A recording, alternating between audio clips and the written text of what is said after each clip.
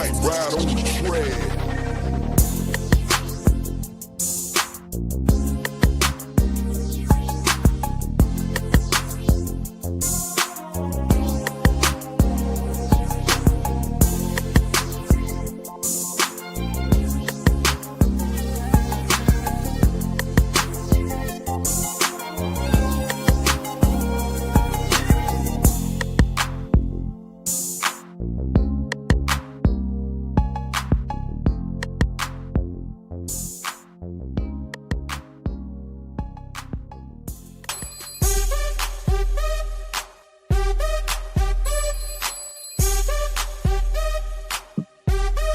What's going on, everybody? What's going on? How y'all doing? How you doing? How are y'all doing today? How are y'all doing today? I'm excited about this one. Of course, we're just gonna let it play out a little bit and let y'all get in and get relaxed and get ready because we got a whole episode going right about now, and it's gonna be a part 2 of last week. So if you missed some of it, we'll kind of recap you on what we discussed last week, but it's a continuation of that. So I'm giving y'all a chance to go ahead and get up in here. What's going on, Cosmic? How are you feeling today? When one host disappears, the other one has to be within. So we're going to continue to let the music play as always. Once again, come in, allow yourself to relax and to chill and to vibe. I'm gonna go ahead and pause this music for a second because even though we did add that flavor and that mix, I still want to make sure that we don't, get that copyright infringement because we're on a different platform, but we're streaming on YouTube and Facebook. But we want to make sure that you guys are still able to. My mistake. I'm on my personal phone right now. I'm finna switch back over, but I'm sorry. I lost power for some reason. Well, I let it unplug. Yeah. It was too hot. Right. It had to cool you down for a little bit. Yeah, I'm telling you that ATL music get you all the time. Sure do. That's exactly what happened. So while I'm trying to get that back up in a minute. What's up, everybody? But I'm glad everybody is ready to go and get into this conversation. I'm excited about this topic tonight because some people was like, man, I had someone gave me a real big compliment, and I want to read that compliment once I can get this computer to do what it's supposed to do, so I can get to that compliment. Okay, I'm gonna restart it and come back on my PC. But we can go ahead and just start it off today, though. Cosmic, how are you feeling today, though? I'm feeling fantastic. I'm busy as ever. This month of August is nothing to play with. It is Leo season, I believe, and it is kicking off like a thundercat. So all my time from being free time is like my life is. You should have got the rest when we told you to, because now all these events are going to be popping up. Everybody's going to be asking you for your hands. I'm getting hit up from left and right from people just saying, I need your help. Can you help me with this? What do you think about this? Can you help plan me with this? So I'm absolutely loving being back in the midst of a helping hand. So what about you? What's good with you? Oh, man. So, it's a good weekend. Well, I can say, it started off a little shaky because right after our show, I had a big interview with drummer, Mr. Left, Right, Left, Atlanta Falcons. He's now going to be Atlanta Falcons legend because he had a Falcons song, but he's the guy that did the Left, Right song. So he's a legendary hip hop artist in Atlanta. I had the honor of having him on my show to interview him. But in the middle of it, you know how things just kind of try to pull you from that and try to distract you. My son ended up having a seizure right at the beginning, like in the middle of I had already introduced myself, introduced the guest. We was getting ready to get him on the show, and he ended up having a small seizure, though. Thank goodness. Thankfully, my son. My family was here to kind of keep him, but I was like, my goodness, I worked so hard to get this thing, and But he was ill early that day, but he did was able to lay down. Everybody kind of kept him comfortable, and he was, he was fine for the rest of the day. But it was like, come on, it's like when life, life be life, and Be life. sometimes you got to go with the punches. So I'm getting ready to switch on over back to my PC so I can get back on track. Here we go. Okay, cool. Go ahead and do your thing.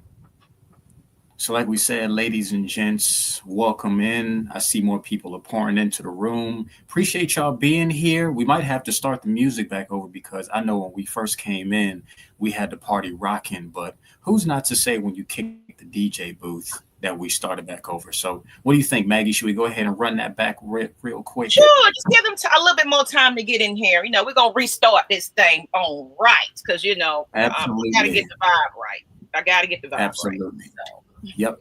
So, ladies and gents, boys and girls, wonderful people of all ages, we are going to bring it back to you. This is an old school Usher featuring Little John. Y'all should know what time it is.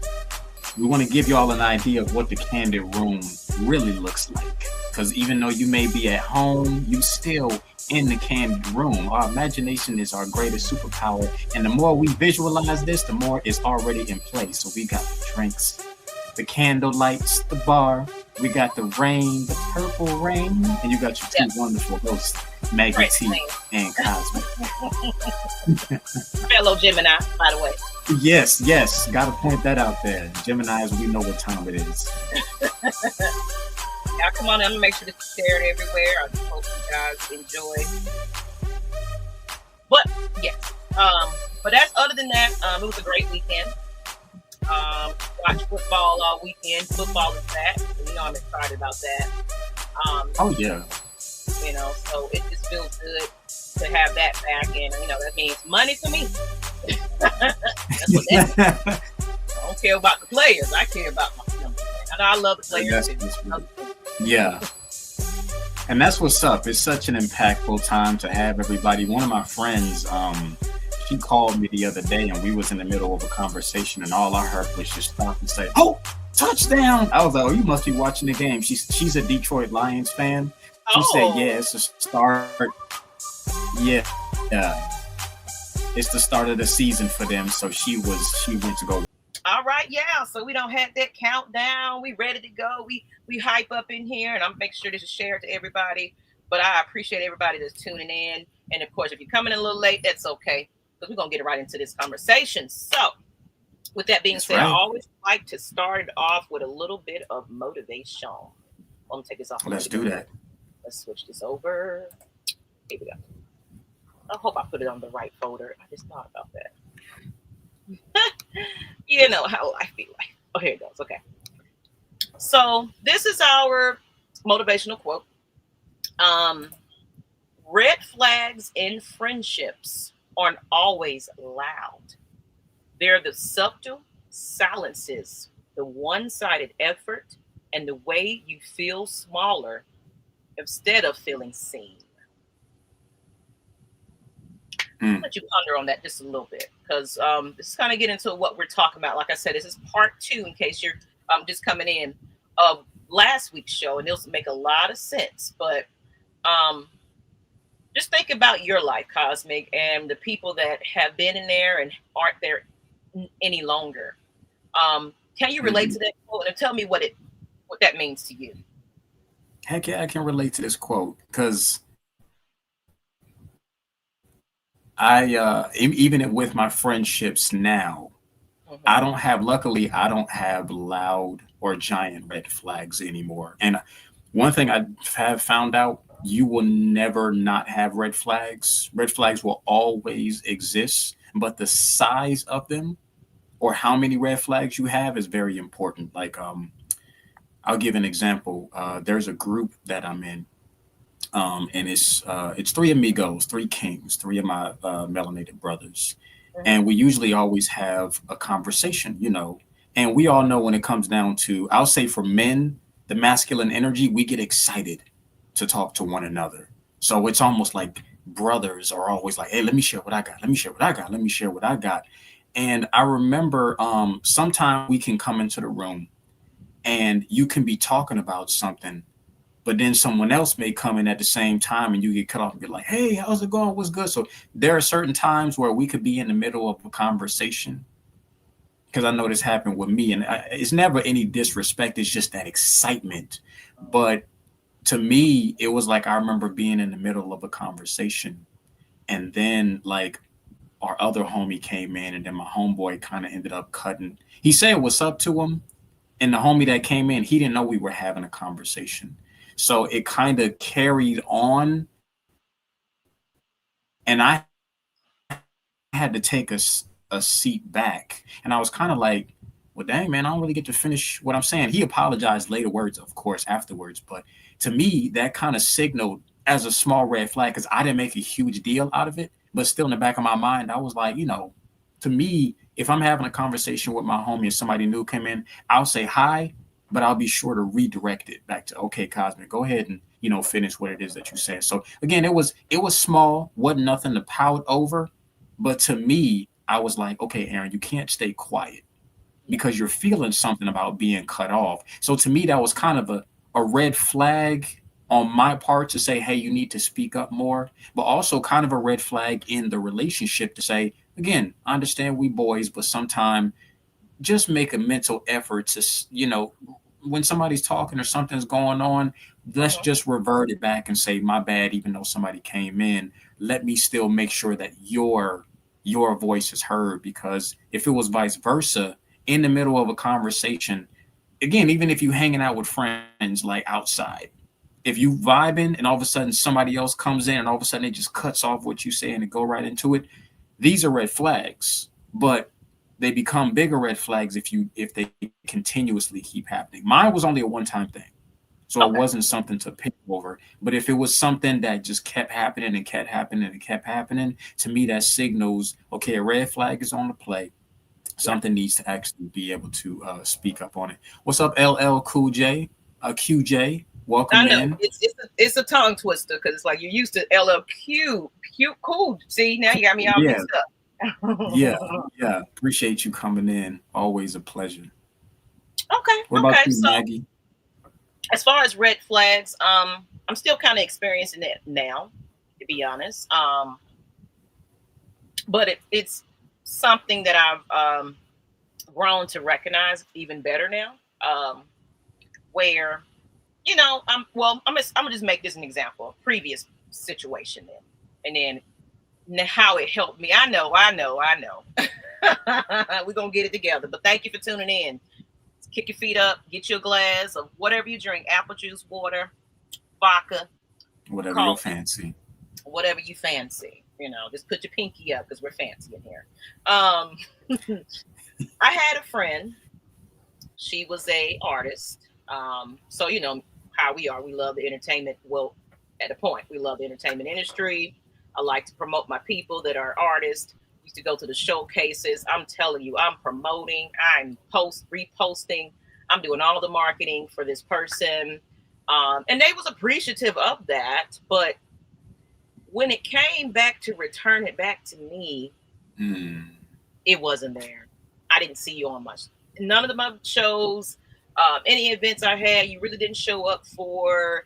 I forgot that's today. It's like, okay, yeah, but I can remember everything that you got going on from the pinpoint of what day you're having a show, what time we need to be there, and what I need to do to promote it, and who I need to talk to, because I was like the cameraman, and I followed and I introduced myself. I was kind of the she had a manager, but I was kind of like her publicist, and making sure while she's doing her thing, I'm in there talking to the right people to make sure she gets booked elsewhere and things like that. I was doing a lot of lead work because I looked at it as a way for me to also get into that industry where I can also help promote other artists. Somebody might reach out to me and say, hey, I like what you're doing. Hey, would you mind, doing the same for me, and getting booked somewhere where people enjoy what I do and use my resources kindly. And gives me a lot more, mix and mingle with people. You never know where it can take you. That's how I treated it. But I started realizing it wasn't just that one person. It was a lot of my close friends that even till this day barely tunes in. barely watches it. Um, every now and then they might keep their little head in, and then they go about the business. To me, it feels like strangers are the more that are more supportive of what I'm doing. So I do appreciate anybody that comes in, but you live and you learn that sometimes your closest people can be your biggest enemy. Mm-hmm. So the red flags in that friendship where it says that is one-sided effort, I can relate to that.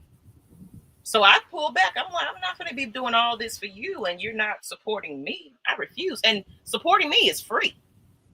I mean, going to your events, I had to, pay for a ticket or show up and get there in transportation and all this kind of stuff, buy a drink or whatever. So I was investing in that anyway, to be at your shows, but it's a free watch. Or if you're not watching it live or any of my events, you would have got in for free. It was nothing. I just needed the support. So that's one of my red flags, but from a friendship, but it still happens. And I've gotten to a point where I don't care anymore. I said the true people that wants to look at it and watch will. That's how I look at it. So that's my little story about a red flag, but we can ready to get into some conversation. And LLQJ, if you can put in the chat, have you ever witnessed some red? Now this is about friendship, because I'm going to ask you this question because we're going to get right into our next topic. This is a continuation. If you guys didn't catch part 1 of this episode last week we kind of got into just basically reminding you again, it's called Ignoring Red Flags. Sis, you saw that comment. And we started with it about what are red flags. So we kind of broke that down, what red flags are. Pretty much, I want to see if you in the chat, let me know what your definition of a red flag is. And have you ever experienced a red flag? I like to hear, get participation from my fans to see how you can relate to this topic. But we're going to kind of bring it on down because we went into relationships and the red flags in a relationship. And that was more on the romantic side of things. But there's different relationships you can have. Now, when people think relationship, they're thinking your partner, but you can have relationships. And one I didn't really think of, family. So I'm going to make the next topic more about family also, because we talked about what are red flags. And I wanted to go back into a little bit of the rest of it we didn't get a chance to do because it was a lot to talk about. So, red flags in relationships, we can just kind of sum that up is just the person is not being truthful. They're doing deceitful things. You kind of overlook it. The writings is on the wall about this person, and you're just like, but I just love them, and I just have so much hope for them, and things are going to change. And then they keep doing it all over and again. And you're just like, but now I've been investing in this relationship. I just don't want to leave because, of course, you guys developed a financial things where you own a house or you own a lease together. You got kids now. And, you let time build up to the point where this person has broken you down, made you feel like you're stuck and you got to stay there. And you take the disrespect because, well, I'm in a relationship. I'm happy. And one story I didn't mention is about kind of the family, the relatives in my family, mainly on my mother's side, how they cherished being in long-term relationships. Well, marriages, mind you. But we're unhappy. Miserable. But it was like a badge of honor. Yep. We've been in this thing for 20, 30, 40, 50 years. Hello, everyone. What's going on, love? And they're not happy, though. And so I went through that stage, too, where my last marriage, 14 years, just about. No, 13 years. I'll say that, 13 years. Not married that whole time, but we was in that long-term relationship for a good minute. But in my head, I was like, well, I don't want to be that single mother that's doing it on their own. So I'm just going to kind of stick with it, and hopefully we can make things work out. But I was putting more effort into that relationship than they were into me. And I told this story before. I felt alone, and it's like, but I'm just like, but I love this person, and I just, I feel like we work on it and do these things. It's going to change, and we got to the point where people was like, "Are you really in a relationship? I don't never see this person. They don't come to your events. I barely post the person because it's like." I'm not going to get on there on Facebook and, oh, woe is me. Look, everybody. Here's the flowers. Here's the candy. Look at my beautiful, perfect life. At the same time, I don't believe that putting things on public display on social media defines your relationship anyway. I've never been that type of person. It's like, if you really love me, you got to show me off. Like, why? Why? I'm going to ask you that question. Then we're going to get into the next one. How do you feel about that? This is something I thought about. Do you feel that this is the end all be all of relationships if your partner is not posting you and you're not posting your partner in your relationship? I went through that. I think it's a matter of, first of all, knowing how your partner is. Mm-hmm. And before I get into that, I also want to thank you for your story on the thing you said about friendships, like you showing up for them but not showing out, but they're not getting in the same thing. And I want to let everybody know that it's very important that we mention these things, because as you were talking, I'll say this, life can get so busy that if you don't have a schedule, stuff gets pushed to the back of your mind and you would never actually know it.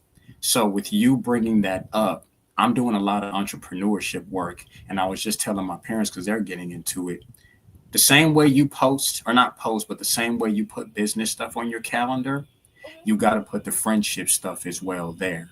Because I know, and I'm glad that being the person that I am, I'll admit to wrong. There are times where I'll get so busy that I'll be like, you know what? This person is supporting me. I got to make sure that I'm supporting them as well. And it comes back into in relationships. Mm-hmm.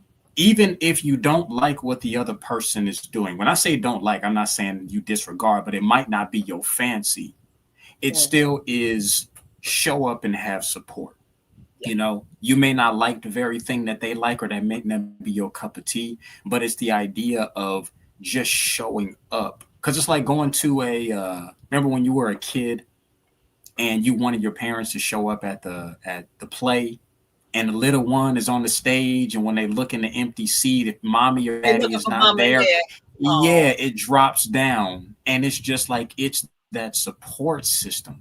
So you saying that literally got the gears revving in my head to say, you know what, Aaron, you have to take a look at yourself as well too, because I tell people, coaches aren't perfect. I'm not perfect. You're not perfect. A lot of people are not perfect. But when somebody is speaking to you and it feels like you're preaching to the choir, take note of that. So I'm going to start taking note, because I know in certain areas in my life, I can be so busy, but I still need to make sure that there's that little time, even if you show up 5 minutes, 10 minutes, 30 minutes, even not the whole show or whatever it is, having that, share it out, do something. If you can't show up, share it, boast about it, talk about it, do something, show some type of energy that is there. So again, you saying that was a beautiful thing, because, and I tell people this in the audience, if it's racking your brain when we say certain things, that's a red flag on the play.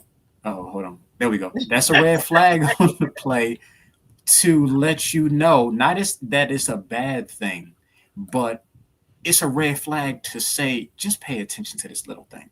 So thank you, Maggie. As far as answering your question, what was your question again? You said important to share your mate on social media. Like, is that right? Yeah. Now, I used to think so. I don't do that no more. I'm gonna tell you why. Back when I was, I would say years ago, when I was full into before I was called Cosmic, when I was just doing my little shows on YouTube, social media was big, and I was in a relationship, and I wanted everybody to know I'm in a relationship too. Here's my lady. She didn't want to be posted, and I saw that as a problem, but it was only because I was still young and insecure on certain things. I was letting the glamorism of other people's relationships. Because I ain't gonna lie, when you go on social media and you see people doing challenges together or dancing, it used to hit my soul because I'm so used to being on social media. I'm like, I want people to know, I wasn't cosmic at the time, but that Aaron got somebody. I want to be able to let people know, hey, let's get on and do some dance beats with everybody. But she didn't want to be engaged. And I used to think it was a problem. But now that I see what social media does, oh, I don't want nobody knowing who I'm with simply because it's just like celebrity status. You could post you and your partner online, Mhm. but if you have a fan base, and I found this out about me, your fan base might not tell you this, but behind your back, they could be shitting on your partner. And that could be a major problem because everybody is not for you. And at the same time, when you post your partner, and I've seen people do this, like not celebrity partners, but even YouTube celebrity people, they'll be dating one another and Yeah. they'll post each other, even be on shows. But the Yeah. moment somebody breaks up, and I saw one woman do this, and I was like, that is not good. She did a whole hour series about why it didn't work Yeah. with the guy that she was with, and I'm just like, that's messy. I'm not saying it wasn't a messy show, but I'm like, don't nobody needs to know Know all your what you're business. right, because are you doing it for ratings? Because even if it didn't work out for you, you putting the other person's business out there that could have people be like, well, I didn't know that they were like that, and oh man, they did that to you. So from my point right now, I don't need nobody in my business for relationships. I don't really care. If you Mhm. want to know who I'm dating, I will probably post just one photo. But I like privacy now because it's ammo for a lot of people to put your business out there when it's not handled correctly. And that's what downgraded my last relationship was I, I wasn't talking specifically about everything that was going on, but because I was talking to other people individually outside of that in my relationship, it brought it down. So I take fault for that. So as of right now, nah, I don't need people being up in my business. But kudos to those who are on the social media together. If you and your wife, or you and your husband, or you and your whoever you with, man, female, doesn't matter. If both of y'all are doing things together, absolutely. But Mhm. if they don't want to be a part of it, do not get mad at them because social media is not what people think it is anymore. And I had to learn that too because kind of even out here uh in these groups that I am in, I have a ton of groups. I have sports groups. I have a group where we can just talk about anything and everything. And a lot of times social media is public enemy number one. And I'm gonna talk Mhm. about what that means. Let's say you do bring your partner up there, and of course you slip up and their name is tagged on it or whatever. People, it's so much things you can find about somebody on a search engine now where it's like, let me look up his partner.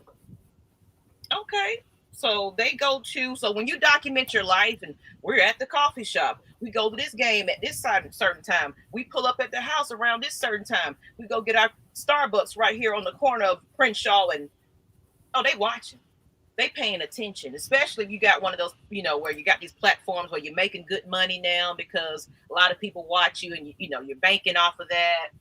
These TikTok stars and things like that. And have you heard how a lot of times those people can get robbed, or they have Yes. stalkers that find out where they're living. And not only that, let's just say that you have a lady, she's beautiful as ever, everybody want her, and you put her on there on that social media platform. Oh, everybody in the dog pen is in that inbox trying to get with her and mess with her head and talk bad about you, or some people that's envious of you. I don't want you to have a relationship, he's mine, and tell her certain things and vice versa. So me, I just don't like to have people really in my business. I'm very private as well. And I've been like that for quite some time. I might throw a couple of things up there to leave you guessing, but I really just, maybe once when we did get married, I did put it married and everything, but people ignored Mm-hmm. that. People ignored Yeah, they that. don't care. Still in my inbox, like, oh, what's up? I'm like, don't you see that I'm married? Yeah, Okay. ain't no respect towards that no more. Oh no, absolutely not. So with that being said, people, I say privacy is best when it comes to your relationship. I know you're happy, it's a new thing for you. You just want to share it to the world. La la la la la, I'm happy, I'm skipping into floors or whatever. Great. But focus on your relationship and not the social media people thoughts about your relationship, especially if you're out there seeking guidance and validation from these people as well. You know, I'm in these relationship groups. I'm not really looking for a relationship, but I'm just in there just to be nosy sometimes. And people actually ask questions to a group of crazy ass people, I can say, hey, I'm having this trouble with my relationship, and people just giving all kinds of terrible advice. Terrible advice. And they take it and run with it. And instead, it's like that same question you mapped up and that big summary you had that you talked about. You could go right to your partner and say the same exact damn thing. Ask your partner, how does it That's the feel? What truth. is going on? Stop asking everybody. You know, and of course, we are content creators and we do give advice. But I'm going to say this, we give advice from experience as well. But of course, we're not perfect either. Okay, so Mm-mm. always you can take some advice from people that you can trust and believe and everything else, but also do your own research. You know, do your own work on top of that, just to make sure whatever advice is the best advice for you, though. You know, so because we got And people out also there too, people on. Mm-hmm. yeah, also too, what's important is whoever is giving you advice, check their stats first. Because I'm gonna tell you, my last relationship was not the best, but there were certain people in my family who let me know afterwards. They was like, oh, I didn't like the person that you was with, or we felt like it wasn't going to work. And once I discovered what energy is, and the reason I keep telling people about energy is because, once again, how are we living? My body needs energy. The sun gives off energy. The moon, the Wi-Fi gives off energy. I found out people can be talking behind your back about your relationship, and that could be bringing problems into your relationship because words hold power. So once I started to look at who was trying to give me advice specifically with my family, and I looked at their relationship, I was like, hold up, Yeah, why are you talking about mine and when yours you ain't not right. even following suit? So I look at it as I don't listen to nobody's advice no more because it's not your relationship. But if you are a successful, if I see you and yours are successful, you can talk to me about advice because I see that you're thriving, your communication is good. But other than that, everybody don't need to be up in your business and everybody doesn't need to give you advice because, like I said, my last relationship, and I can happily say this. I don't know why. Actually, I know why I did it, but Maggie, like you said, don't go outside to everybody else. If you're going to write a post, and I noticed a lot of my friends would do this to me, they would call me and they would vent to me. Mm-hmm. But immediately I would be thinking, this very same thing that you telling me, I asked them, have you told your partner this? And they would say no. And they're wondering why things don't get done. So we got to get out of this idea that I'm comfortable. Now, I'm not saying don't do it because if I need to call Maggie just to, Yeah, it's lay okay. my head down, Yeah, it's okay to do that. But I guarantee Maggie is going to say, Aaron, the same thing you telling me, tell her. please tell her. Mm-hmm. Because if you don't and you keep coming to me and your partner finds out, that's going to bring a hindrance down. You got to be able to talk to your partner about any and everything. That's what's going to strengthen the relationship because everybody goes through this very thing. So do not go outside of your partner. Take it from somebody again. That's all I did. I thought all women were the same. So I asked countless women, what about this? What about this? What about this? What about that? She does this and all this other stuff. They were looking at me like, oh, you ain't got your relationship in order. That's not what they said to me, but I was displaying to them, Aaron is not trustworthy because he's not talking to her. But also, I got a shot at this, because you'd be surprised that you tell some people that something is going wrong, even your closest friends who never told you, they could literally be like, "Ooh, your relationship going bad? Okay, let me give you some advice that's going to throw it out the window," aka red flag. See, and that's what I'm saying. That's when you have too many people in your ear about your relationship. And that's where my marriage, that's one of my red flags that was in my marriage, because you talk too much to your mother.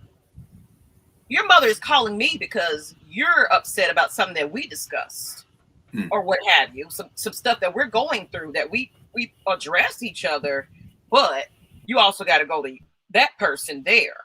And now she's getting the painted picture of who I am from a one-sidedness, because you're only getting that side of it.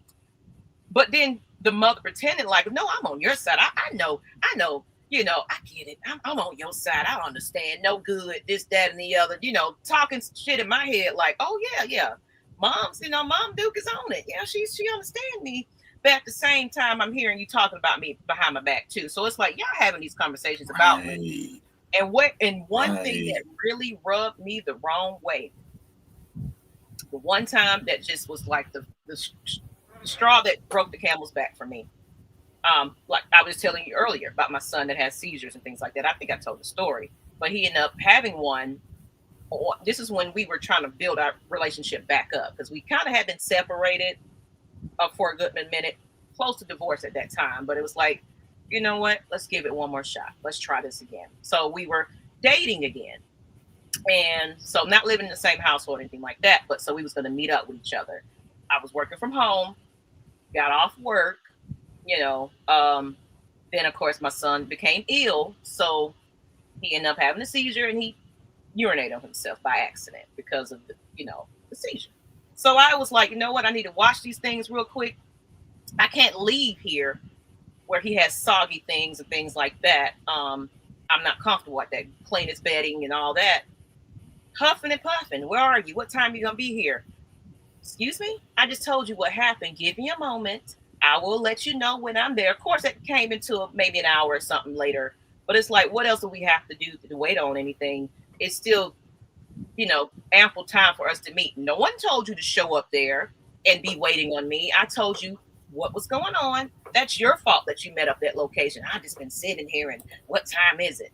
And what happened was, after that incident, I did go on that date after he was taken care of and everything else. Just the energy was off. Like and I was like, I could have stayed home for this, And then when we got into a real heated discussion one day, and I kind of brought that part back up, I was like, you had that attitude about me showing up late. I heard it through the grapevine. They was just talking about that my son pees himself and make messes, like it's something of like a real reoccurring issue. Like I just, my son pees the bed and just tried to make me out to be like a mother that doesn't take care of my children. Like they laying in pissy sheets and things like that. Excuse me. That means mother-in-law, you heard it from that person that I'm married to. Where did you get that information from? I only shared it with you. You know what I'm saying? So that was the last straw for me. That was the red flag for me. But it was more than that. But I was like, oh, now you're trying to make people think my character is something else because you're upset that I had to put my child first in a situation where we're building our relationship back up, for one thing. It's not even a happy home. This is me saying I'll give you another chance. And that was my red flag. I'm sorry, y'all. Whew. And that's my twin. Oh, no, you are good. You are good. Never apologize. Right, she finna get hot mad. Said a man and a woman start out great. They both fell for one another fast. Once they were married, their flaws came out faster than a rattlesnake will strike it. Absolutely. I agree with that one. And sometimes you don't see it until you get into it a little later and things like that. So and that's another reason as to why I've learned to take my time, because I used to jump into relationships because of the sex. Yep. You look good. Yep. And I also found out I had mommy issues growing up.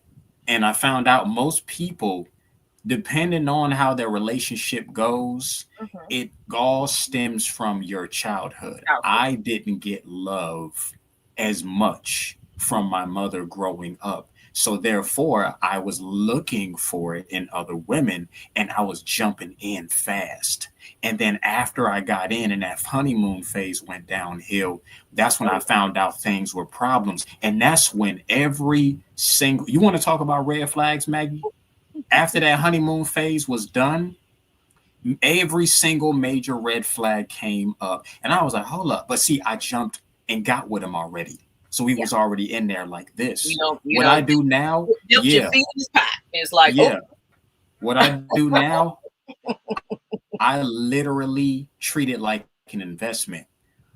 What's your name? How are you? How do you handle things? Let me get oh, to know you as a friend. Let me look at your chart. Who are you? How is your family? I go oh. through every single guideline now. And then once I checked off all the boxes, and they don't need to be perfect, but can we No, be friends? Check. How is your mm-hmm. family? Can we work? Check. Yes. How are you in arguments and how do you handle things? Once I see that vetting process, then I would decide to make you mine, especially at, again, the experience level that we are now.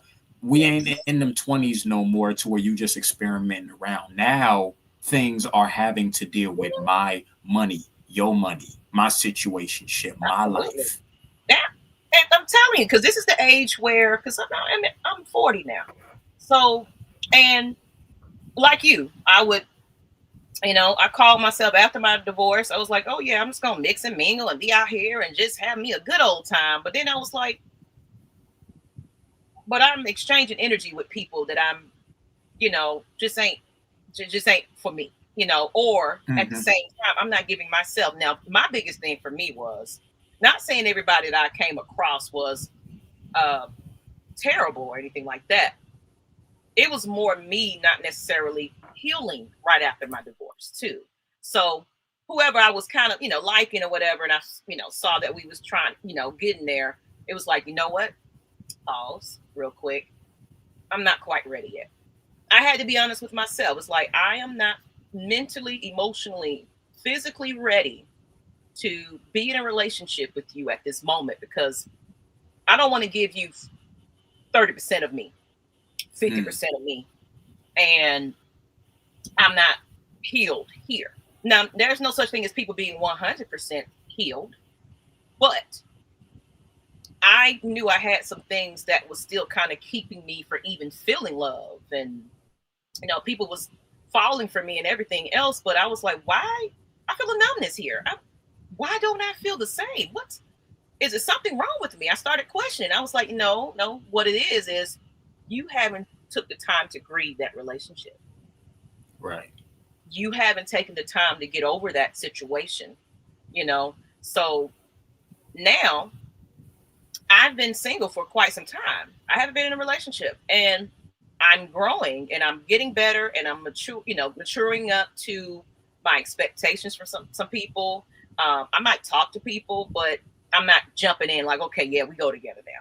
It's like, no, I want to see you in all four seasons. Like I always say, that's my motto. I need to see, That's like you right. said, I need to see how you handle everything after a few months, please, before I even consider a relationship with you. And right now, I'm just perfectly fine just being to myself at this point because I do feel like I still have that isolation that I deal with sometimes, where And I do have to remind myself to let me reach out to you, Cosmic. I ain't heard from you in a while. You know how we get so busy, like you said, putting mm-hmm, someone on the mm-hmm. calendar to remind yourself, call that friend and check in with them. I can get so into whatever I've got going on, I will forget that. Then go to bed and somebody hit me up later. It's like, hey, what's going on? It's like, oh, hey, you're still there, Yes. And So what's I have to remember to check in on some people sometimes. yeah, and as I was listening to you talk, this popped into my head. Hmm. And being a Gemini, we both know this. Two souls inside of one body. We spend so much time in relationships of getting to know other people, but what we don't do is spend time getting to know ourselves. That's a relationship. Even if you don't consider even if you're not a Gemini, two people came together to make you.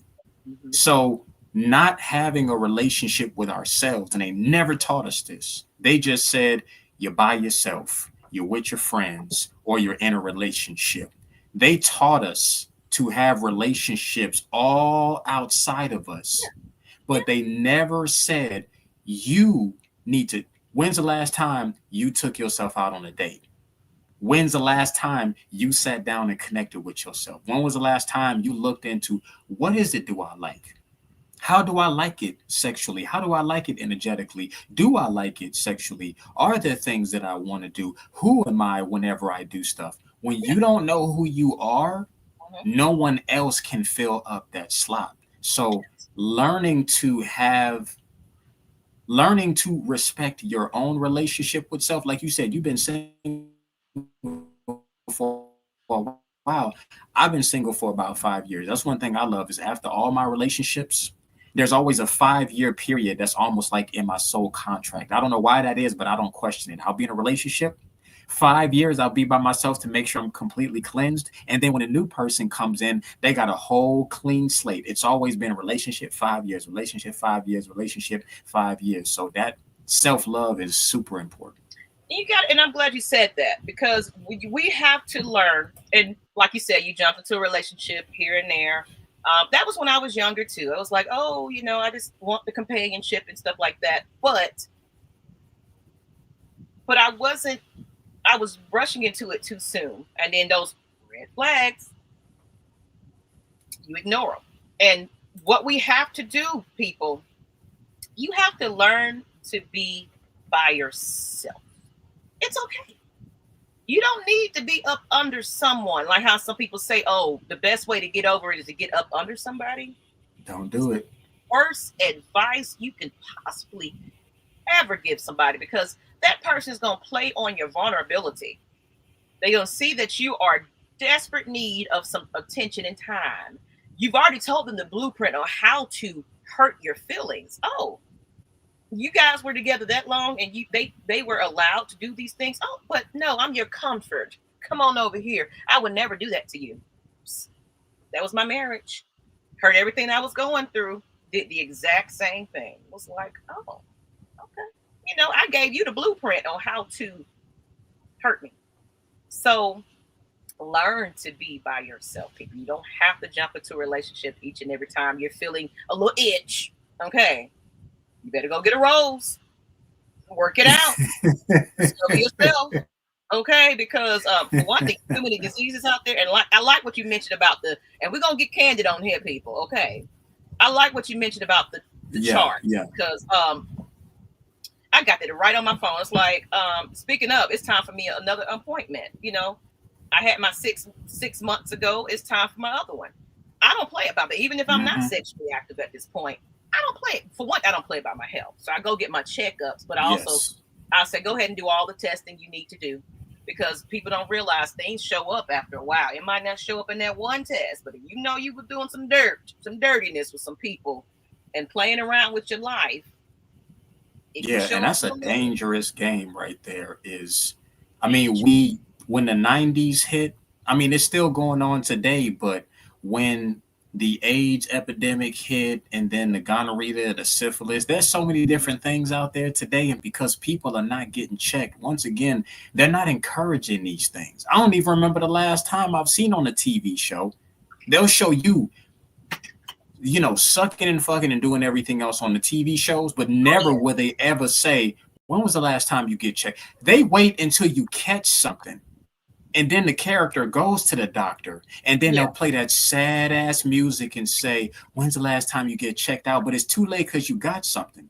So Oh, it's like they Billy's don't never, kind. right. They don't never encourage you to do it beforehand. And that is the last thing you want to. You can go around busting it open like you Superman or riding the cattle like you Supergirl. But that one time that you find out that you done caught it, and if you mess around and you don't know who you got it from, it is not a fun factor. So please, if you know you do, play it safe. and go get checked up and let everybody know what it is that you're doing because they're keeping it quiet. Oh, that'll get you killed. I had an incident a couple of years back where, like I said, I was calling myself trying to be casual, but I'm still very protective of my health. So I asked those questions and things like that. And I discovered the person that I was, you know, every now and then, hey friend, how you doing? Wham bam, found out that they were involved with other people. It was like, oh, okay. But at that point, we hadn't interacted in a while.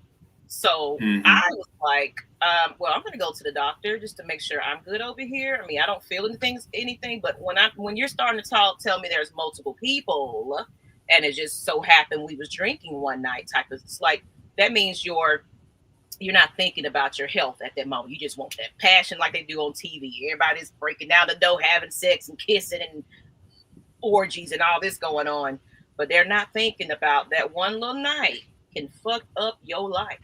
So I was like, Yes. well, you know what? Intimacy ceases here. Go ahead and enjoy yourself since we're not really hooking up like that anyway. But I'm gonna go to the doctor and just go ahead and get checked. Did you know that person kind of had a little? What are you trying to say? I was like, I'm just trying to be safe. Got a little irritable about me doing that. It's like, I do this and I go to the doctor and I got this situation. She does have to go to the doctor periodically because of an illness she has. Yes, but I don't know that at that very moment of passion. So let me go ahead and make sure I'm good. And sorry, y'all getting all my realness here, but It's the that little Candid thing right Room. there, it's the Candid Room. So it's like I don't know about this. So I had to do, and I was good. I was good. But when somebody's that's a red flag for me. Red flag. Yeah, yeah. And it's good that you necessarily one beautiful thing about it too is no one should get upset. Yes, flag on the play. Even if we even if you clean, I'm clean, and I know you're not doing nothing, I should not get upset if you decide to just say, let me go get my oil changed. Because I found out when people, a kick dog will holler, or if they burning when you put that holy oil on them, that lets me know in your mind you worried about something. Because why should it, again, what are you trying to say? I just told you what I said. I would like to go get checked out because it may not be you, but maybe something happened with me that maybe I wasn't aware of. Maybe I drunk something that gave me something, but regardless, you should not have a problem. And we got to get out of these whole, what are you trying to say? I just told you. We want to make sure we safe, right? We doing something in an unsafe world. It should not be a problem if one of us get checked out. Because like you said, Maggie, sometimes stuff don't show up until years later. So why not, if I'm going to be drag racing my vehicle, get the brakes checked every now and then to make sure that I can drift properly. Absolutely. And y'all go ahead and talk in the chat. Can y'all relate to that? And we're gonna get into. We don't look. This is a good ass episode. I'm just gonna say that. I already knew it was gonna be that. I said, Yes. you know what? Part two was needed because we had some more to say. We got something to say. The South got something to say here. Um, but no, look, people, make my chart your best friend, okay? And I'm not saying my chart from 2024, April 16, my chart. I mean, when was the last time you recently got checked? That's what I need. I need to Mm-hmm. get updated notes and things like that. And make it a habit. If you're gonna be intimate with somebody, maybe y'all should just go ahead and do that before you even more Together. reason. Go make it Yeah, a date to go to that yeah. together. Like I even thought about that, Meg. I said, wouldn't it be nice if okay, I'm feeling you, you feeling me. Let's make a date to go together. To me, that's a sexy thing when we both set appointments and say, okay, why are y'all here? You know what? We feeling each other. We just want to make sure that both of us is getting checked out. So therefore, once we actually find out everything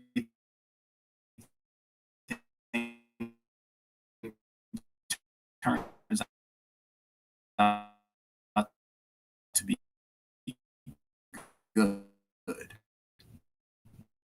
you breaking up, Cosmic. Is it just me? You broke up just a little bit. Can y'all hear? Was it breaking up a little bit? Anybody in the chat? Hello, hello. And we're gaining more people. What's up, everybody? If you're new to the chat, yeah, he's froze. Yeah, bro. Yeah, you're froze a little bit. I'm gonna give you a little bit moment to get together. Broke up on my side. Okay. But no, what he was saying though is very important. Just have that date. Can you hear me though? Can you hear me, Brent Shonda? I want to put your name. How you doing? Welcome. You guys put some love in the chat.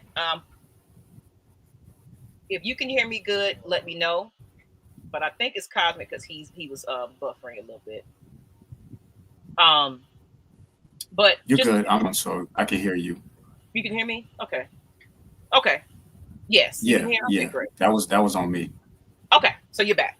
If you wanted to finish up there, or because you had a real good point, and it kind of got choppy right there when you were just saying having the date to go, get your check before you guys decide. And to me, that's for me, especially when I'm here where I'm not dating. And it's more when I'm probably going to get a little serious with this person, and I want to build something, because at this point it's like I'm tired of, I kind of want to settle down eventually. Thank y'all. Thank you, Tony. Thank you, LLQJ. But go ahead, Cosmic. What else you were saying? So yeah, I was just saying that to me, not to everybody else, but to me, I honestly do think it is a beautiful and sexy thing to decide to say, before we decide to get freaky deaky, why not let's set up a date? Call it old fashioned, call it weird, call it who does that. I think it's the best idea to say, before we lay down in these sheets, before we decide to put our lives on the line, because that's exactly what it is, why not we set up a date to go and get checked out, so we both know we doing it at the same time. And then at the same time, when our results are in, we find out. Because I would rather go get checked out together. And if the results do come back bad, at least you knew.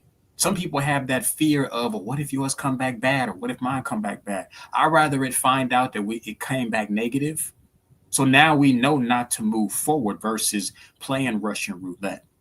So this is why I love the fact that we're doing this show, simply because of the idea that we got to get out of this old school way of fear.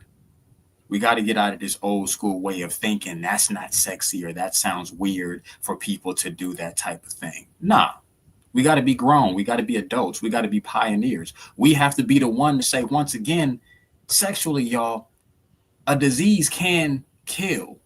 It can ruin your life. And we all know what it's like to be able for you to be everything is good, and then you find out, you go to the doctor and they say, oh, I hate to tell you this, Mr. Rose, but who have you been dealing with? Like, nobody wants to walk out and you found out you got a terminally ill, because now I got to go through healing if it can be fixed. I got to change my eating. I got to have sleepless nights to where it's like, dang, who did I get this from? Or even if I did get it from you, now we got to have this conversation. I don't want that on nobody. And I don't want that placed on me. So we got to all realize where we live at and decide to say, look, let me go ahead and decide to actually do this. Because when you clean and you clean, it just feels that much better. So that's the point. I call it a clear bill of health. He's like, yeah, because for one thing, like I said, I take my annual checks like religiously. Like that's just me. It just starts off my year. I'm feeling good. Because of course you can talk to your doctor about everything that's going on, but they're gonna check everything: blood work, your mental. How are you feeling? They ask those questions. Are you depressed? What's going on? You can tell them everything that's been bothering you, that you haven't talked to them from the last time. What's developed now? This is a place where you can get all those things that you've been pushing to the side. It's like, I want to address this concern I'm having. And even when you're in a relationship too, long-term relationship, still go get your checkups, people, because you might think you can trust that person, but we know that not everybody is loyal out here. So even in Mm-hmm. your I've been with him for 50 years. Oh, okay. Has he been with you for 50 years? So Exactly.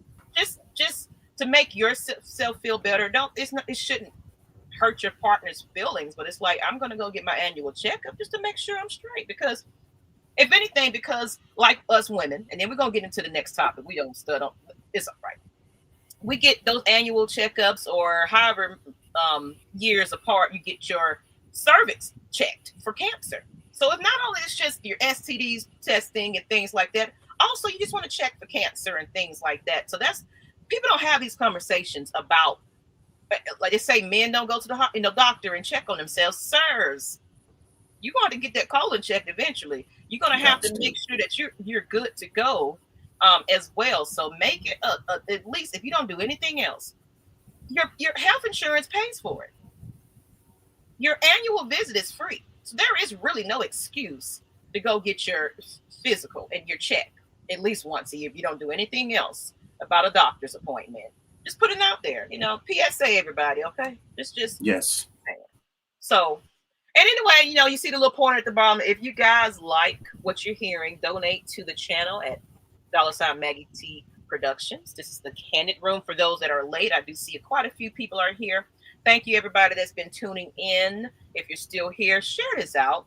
We appreciate you. Just wanted to Appreciate y'all throw being that in here. there. I see you put your likes in the chat that you hear us pretty well. Thank you for your cooperation on that. But so we're still talking about what are red flags, because I wanted that we talked about the relationship part of what are red flags.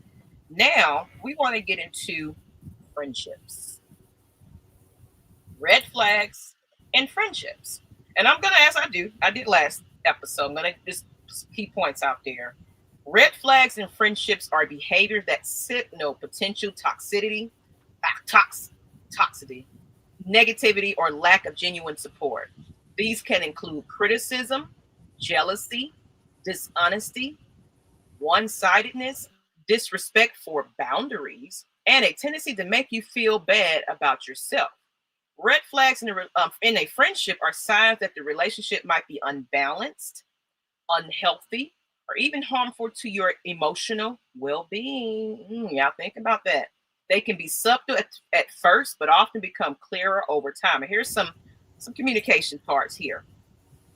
Some red flags. Communication red flags. They only reach out to you when they need something.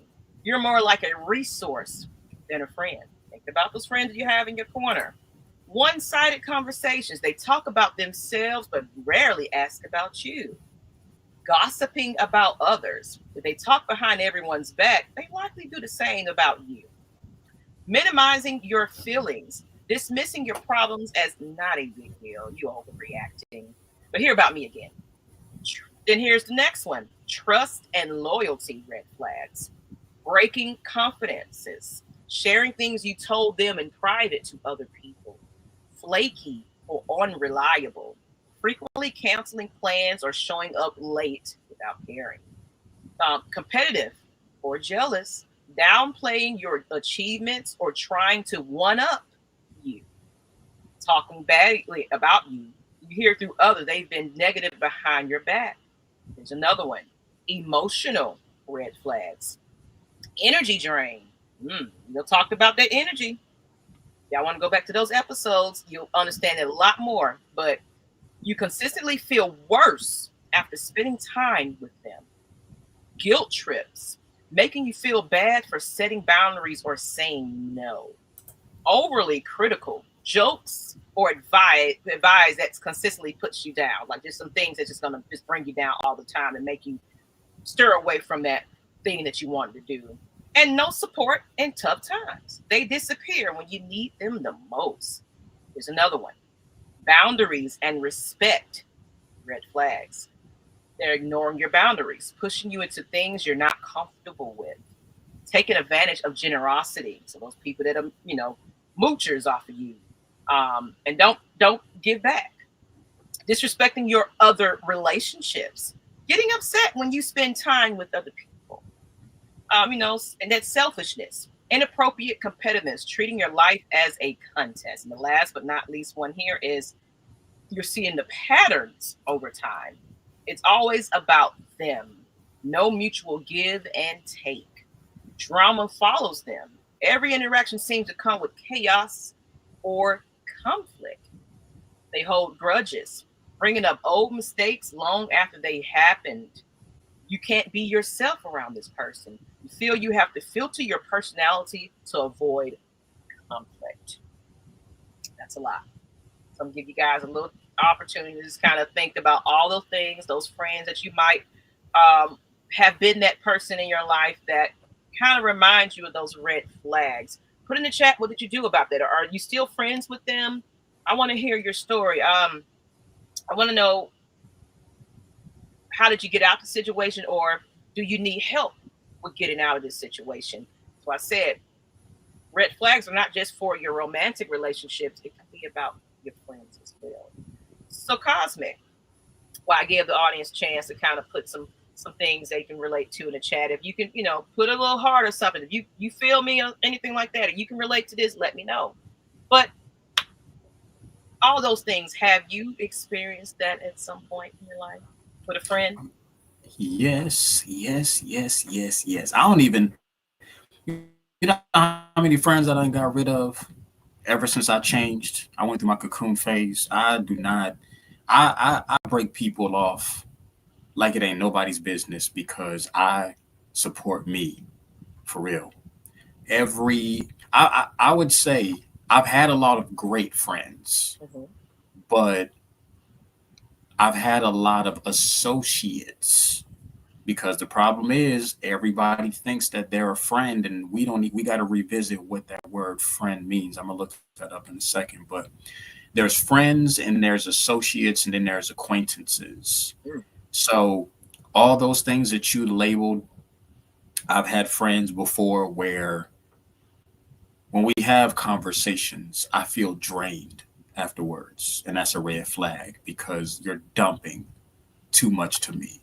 And I'm a support system. I will support you night and day. Like if you need to call me, I will let you talk. I will let you say what's needed. But now I'm at that point now to where, and I'm happy about this. Not a lot of my friends need to call me to drop bombs on me because they've learned it's not good to drop your bombs on everybody. You got to be able to go outside and breathe. Namaste, put your feet in the ground, smoke a blunt, do something. But I found out complaining to everybody and dropping it off on somebody, I give you once a month that you could do that. Mm-hmm. But after a while, if I start to see it becomes a constant thing and you ain't making no damn change, I'm gonna tell you straight up, listen, I don't want to hear that. You got to do better. Again, you could say what's needed to be said just to get it off your chest, but other than that, I can't deal with people who continuously keep coming into my life support because once again, I'm an empath, a strong one at that. I don't want to feel your problems. Not saying I don't support you, but I don't want to feel that because I already got problems that I'm dealing with. I already Yeah, I'm got here. situations I'm dealing with. Not to mention, me and you, Maggie, we life coaches. We Mm-hmm. already used to hearing people's problems. So it takes a lot to have to take on that baggage. Because at the same time, you got to learn to release that baggage. And I think that's another thing. We'll do another show on that. But it's very important to recognize that the same way you go get checkups at doctor's offices for STDs or just anything else, you got to get your energy checked as well too. Now you can't go to a doctor for that. You can do that at home, but a lot of times if you find yourself being drained by your friends conversating with you, by people in your relationship talking to you, if you always feel tired and drained, I can tell you right now as an energy expert, you got to re-cleanse yourself. Sage yourself if need to. Get some selenite. I know most people are just like, oh, I don't believe in that stuff. You believe in something if you go to the doctor. So energy work is just as important. So if you don't know what sage is, sage will help to remove vampires from your back pocket because we all got aura fields. Just like how the earth got an aura field, we all got aura fields. And a lot of times, most people may not recognize your aura field can be damaged because you got a lot of bad juju and energy on you. Oh, So yeah. having a quick energy check will get your energy boost back It'll allow your life support and your lifespan to be so much better, and for you to be all overall your longevity of livelihoods. So whether you're a friend, whether you're a relationship, a family, a person, whoever, I'm a double check to see, are you for me? Because red flags, once again, are a serious issue because it will deal. That's what brings stress. You know how when Maggie, I'm pretty sure you hear this as well because we look young still. People will always be surprised at the age that I am, and then I'll tell them I ain't stressing.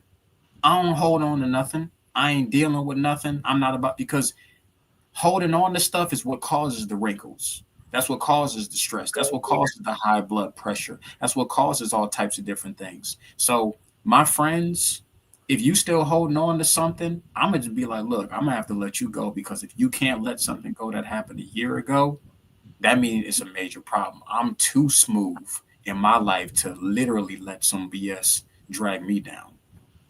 Absolutely. And that's why I'm always saying, and people that know that interact with me, I'm always about protecting my peace. I'm on my journey of just healing, being better, learning from my own mistakes, taking accountability for anything that I've done, and as well as just turning everything about learning to grow and love me. That's my biggest thing. So, protecting my peace is if you come in here and disturb that, and I want to bring it to a little bit of two. We're gonna get into this in a minute, but family too. It's something I wanted to bring up because I wanted to be friends and family kind of go into the same category. But with that, you got people that will call you, and let's say you have a routine. You get up, you on your affirmations, you don't worked out, walked outside. And, I had a routine going.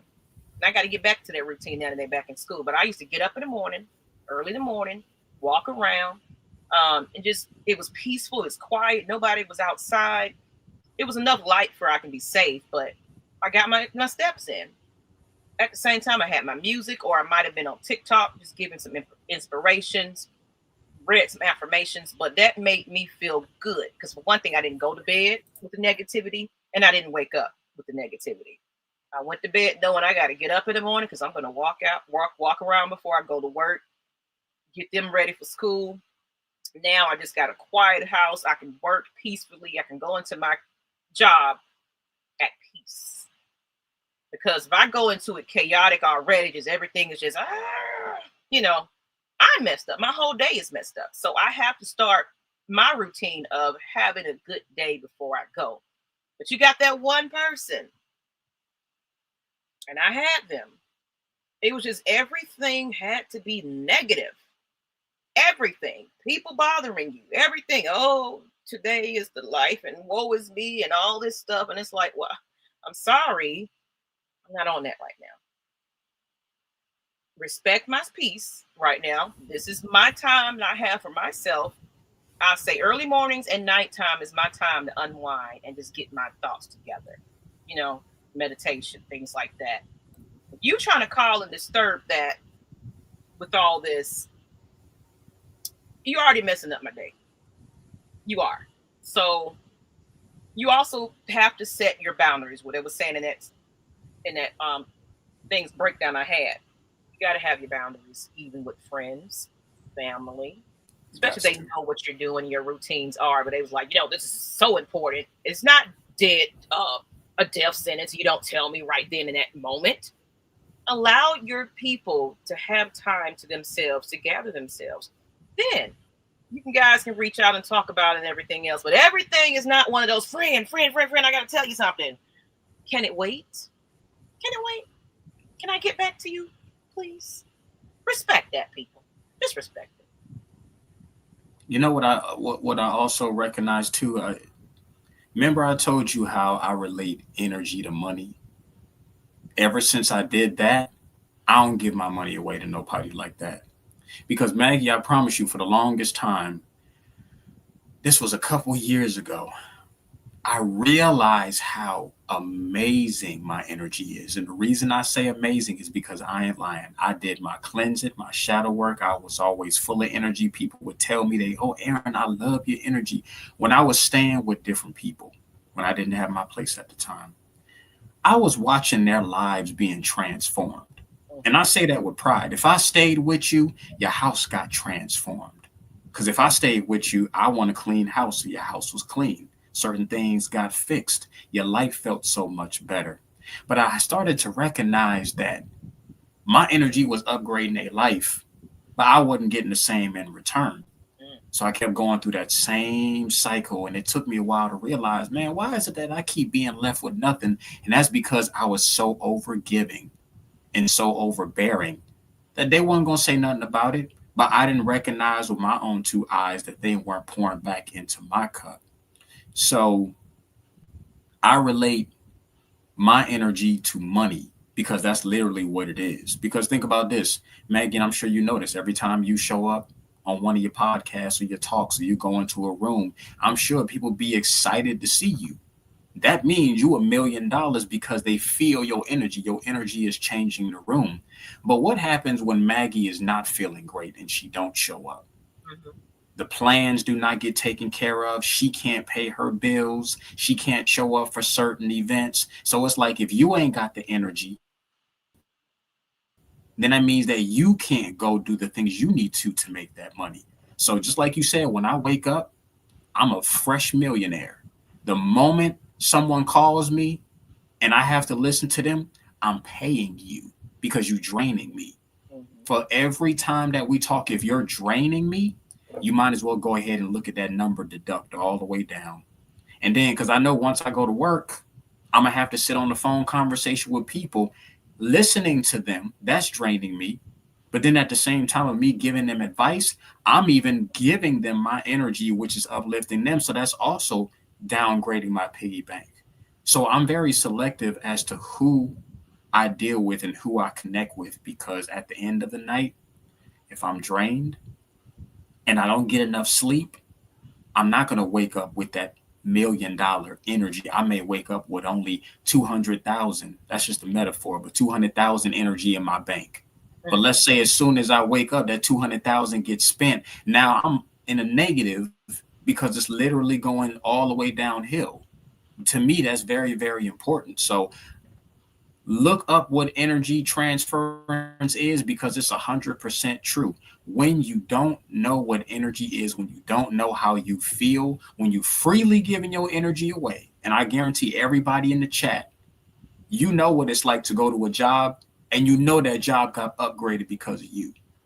You know that lifestyle got upgraded because of you. You know your friends that you connected with. You ain't got to necessarily boast about it, but you can clearly see something changed because I put my energy into it. But are you getting anything in return? If the answer is no, it's time to recheck that because that's really important. And I want to put it, kind of, we talked about friendships. I mentioned family as well. It's kind of a, they kind of, everything that the characters I said about it, similar. It can be your family that can bring your energy down. And because they, these are people that you grew up with, you love and cherish and you care for. Some red flags, you completely ignore it because it's like you love them so much, especially those people that are enablers to certain family members that they're doing wrong. They ain't learned their lesson. They keep, you're bailing them out of jail. You throwing them money whenever they need it, knowing they finna go put it up their nose or whatever the case may be. That sorry, no good summer gun, just sit in their house, eating up all the energy and food and not going to keep a job, can't be consistent, making up all kinds of excuses. He just going through some things, y'all. But going through some things, y'all. If this man ain't disabled, able-bodied, mine is all together, but you keep making the wrong decisions and being with the wrong people, and you just keep on keeping it on. Just she's gonna take care of it. That's all I got to do. I'm just gonna give my sob story. I'm gonna cry again, and I just go right back on that couch and lay around. because that person is my enabler, and I know I can get away with things around this person. As well as you can have family members that are completely jealous of you. True story. Deceitful liars talk about you, but all up in your face when you, let's just say you do, let's say, I bought my house. Congratulations, all that kind of stuff. Came in my household, one of my family members came in my household and didn't have a pot to piss in. Needed somewhere to stay. But because of the rules in my own home, I have my children here. That's important to me. This is my space. This is a place where I feel safe and comfortable. And if you come in here and invade that with you in and out of my house at certain times of the night, you with Tom, Dick, and Harry, and putting my life in danger because I don't know who the hell you trying to invite up in my house. And also, I get up and have to go pay the mortgage.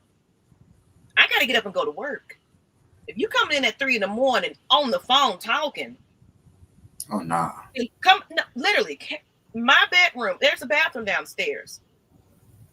A lot of people like to use the master bathroom for some reason. I don't know why, but came in my house 3 or 4 in the morning on the phone talking to whoever, closing the bathroom door. It's still echoing in my room. So now I'm awake. When this is the time when I was going through some anxiety issues, I was already having a hard time sleeping at that. So if I go to sleep, I need to be asleep because I got to get up and deal with life every day. That was it. I was like, I don't care what you're doing or how you're doing and where you're going to figure it out, but you can't stay here. But the red flag of that was, I already knew. Because that person did it to a relative before me and did it before to another person too. But I felt sorry because I heard the stories and it was like, well, yeah, you're right about you. Okay, I can see your side of things because I'm hearing it from their side. But it's like talking to that other person, it's like, now I'm seeing what, why the fact that you put that person out, use your kindness for weakness and took advantage of where they were staying and had the nerve. It's your child and you, because the situation was they didn't have a place to stay. They were staying in their car. I felt sorry about it. It was the middle of winter. I don't want my cousins staying in a car when you got family that you can stay with. But after that, the daughter went on to the grandparents' house. She was like, nah, I don't like the situation, the unstableness of the other party. I'm going to get my grandchild. So I didn't have to worry about the child anymore, but I had to worry about that adult. And I had to let her know, you got to figure it out. But it got to a point where she got a little snappy, and I was like, oh, no, you get out now. It's time to go. Your chances are over. But I had to put that foot down, though, because I had to finally put that foot down. And after that, like maybe a couple of months later, it was like, had the actual daughter message me, and it could have been her or it could have been her through her daughter's page. Bad mouth my house. And it's like, you got some nerve to talk about somebody's living situations when you don't have a place to go. You got some kind of nerve here. Okay? Like the mess that you're talking about, your child did that. The people that she was allowed to just come in, oh, I got somebody in the car, can they come in and sit down? Or what situation was, it was other people being brought into my home. I live here. You're living here. Make them clean up themselves. But you want to, people show their true colors when it's not going their way, though. And that's family. That's family for you.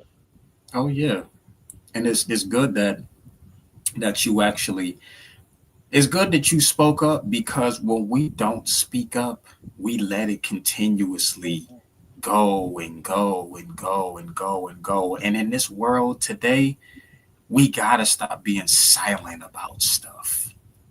We gotta speak your piece, because we say it in our heads. It's almost like, I think if everybody's telepathy or everybody was able to hear each other's thoughts, a lot of people would stop being family friend. The world would be in a shit show because the things that we are not saying is what's the problem. And remember, I told you where wrinkles and stress and everything else come from. When you that's how you could tell people are holding stuff in, because when you hold something in, your body starts to actually revert to show you that there's a problem.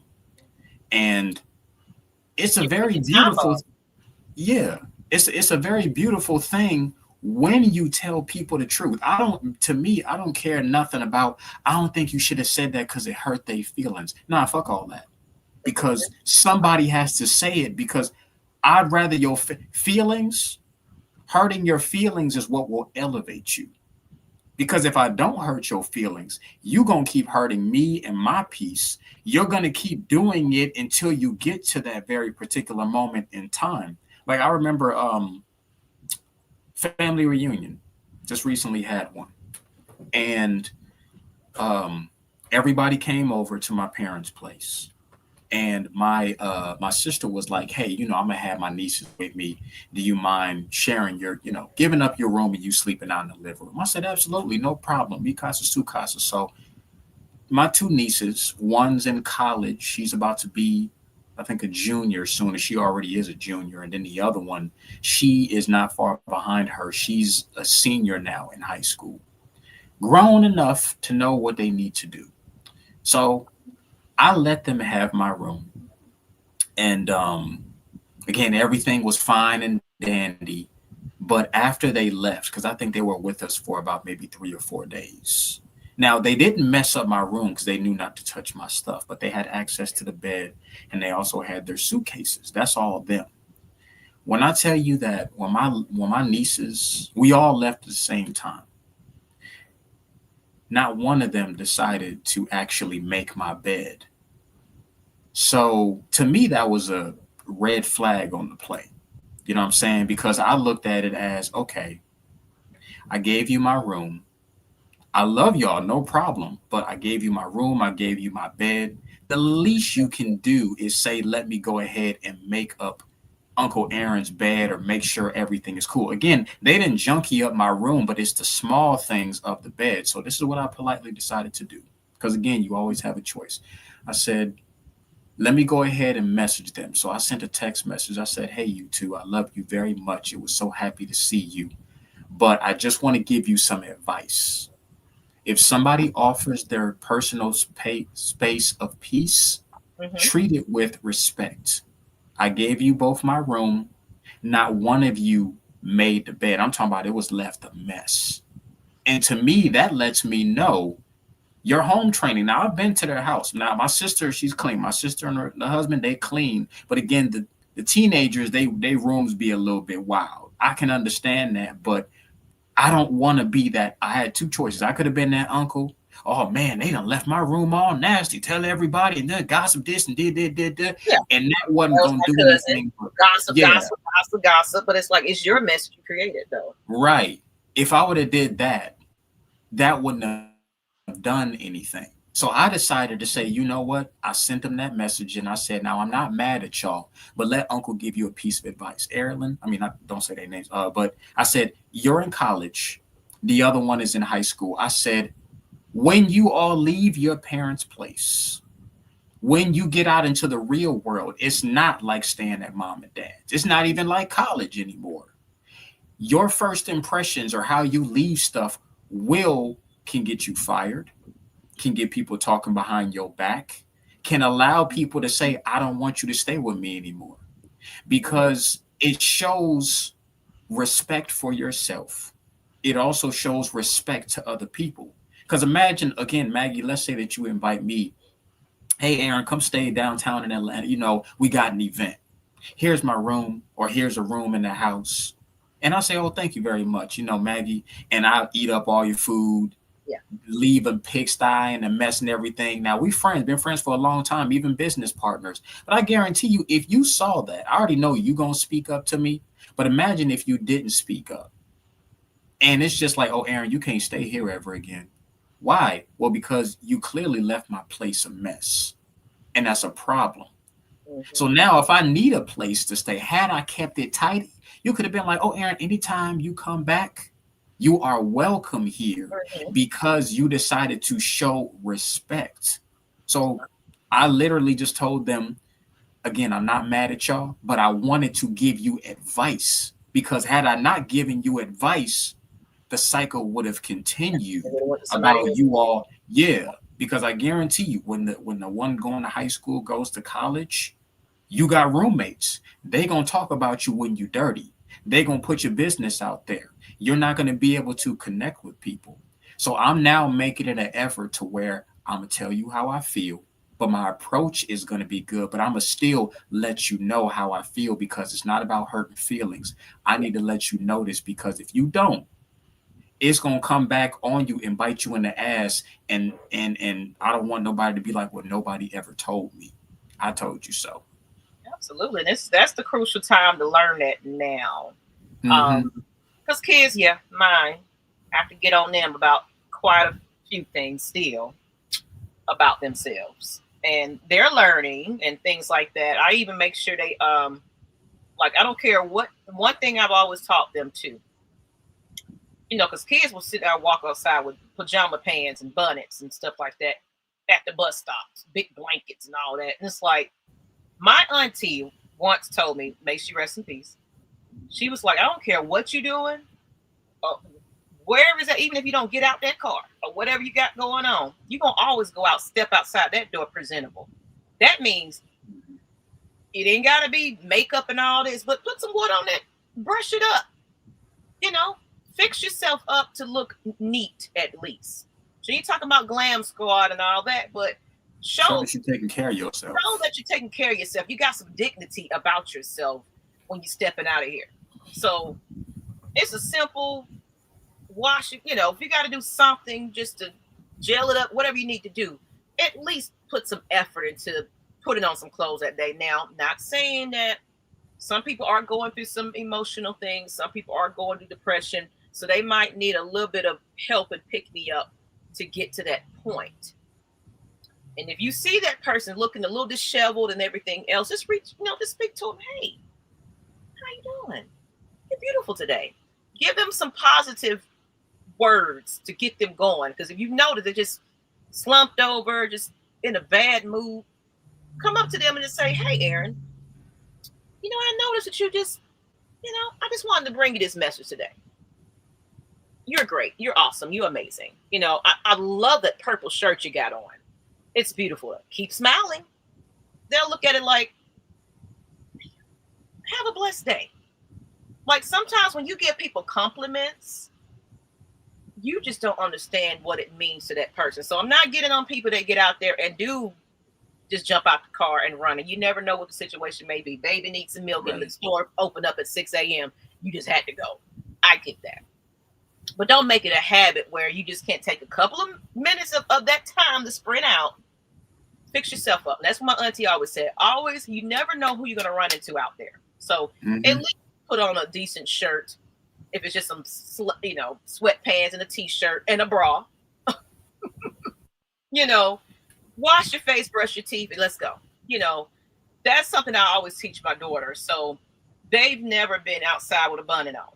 They always know I need to put on some clothes when I step out these doors, wherever they're going. So my kids have never been that. I'm gonna wear a blanket and, pajama pants and all that be happening. I can't stand it. And it's a representation of your family as well, too. It's not just you're representing. Absolutely. You're representing your entire bloodline, and people do see it. And if somebody's seeing something, whether you stepping out with certain clothes on or how you act, it is going to reflect back on the people that you are dealing with.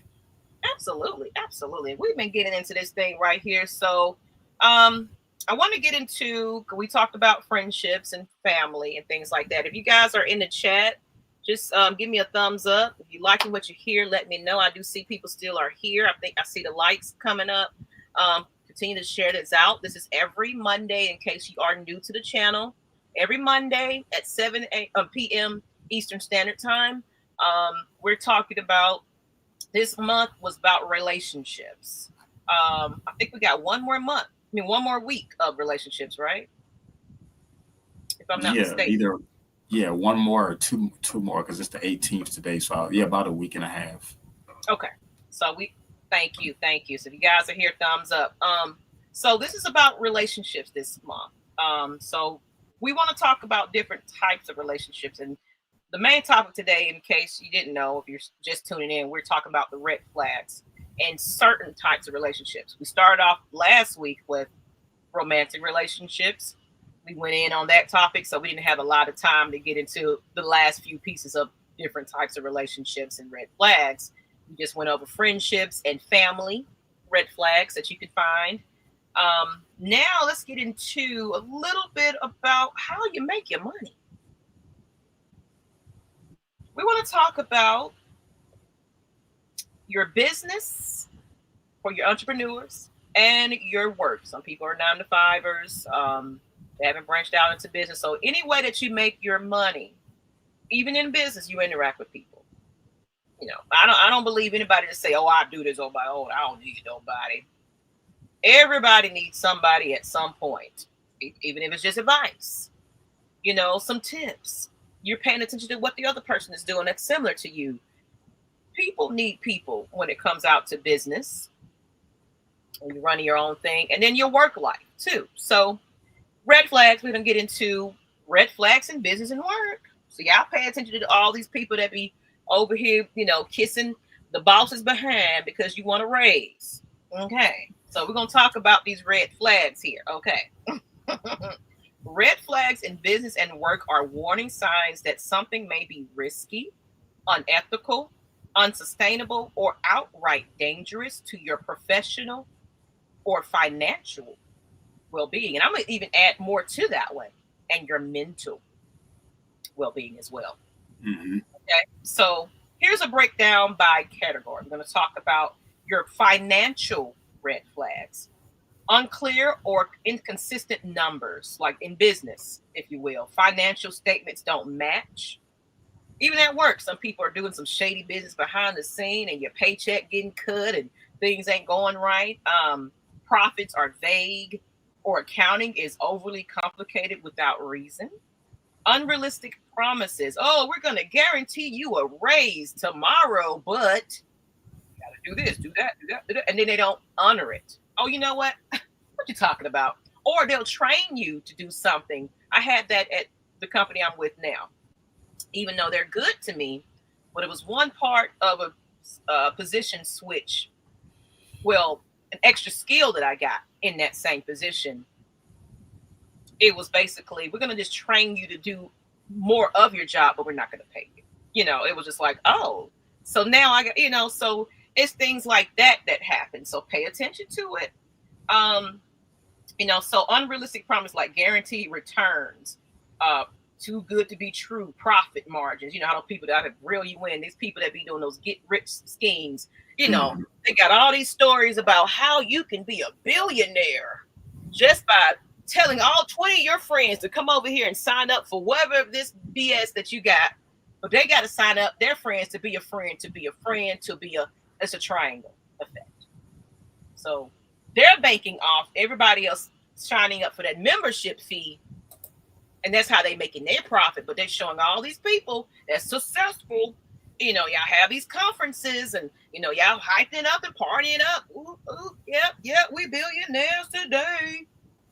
But you got to do so much work. And then you don't even own the company. You're not even a, you know, entrepreneur in that. You're under somebody. You're a consumer. You got a little web page they created for you. But we ain't gonna, I'm gonna hush. Okay, we can talk about it all day long. Because I've been pulled into that scheme before myself. Okay, I was desperate to find something that was like, oh, this looks great. They got business suits on. They look so important. I'm gonna show up to that meeting.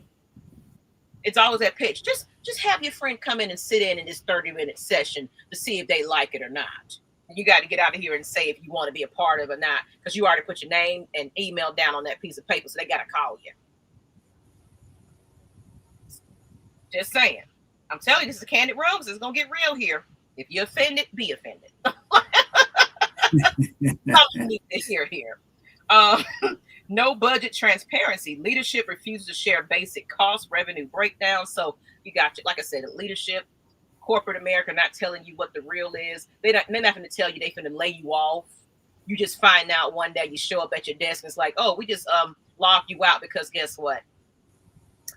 Yeah, our company is going downhill. Sorry to let you know. You got to go find a job within the next. Do you want a severance package? Actually, we don't have that. We're going bankrupt. Cash flow problem, like I was saying about the paycheck, frequent late payments to staff or vendors, bounce checks, or constant waiting for the next big deal that never happens. It's another one.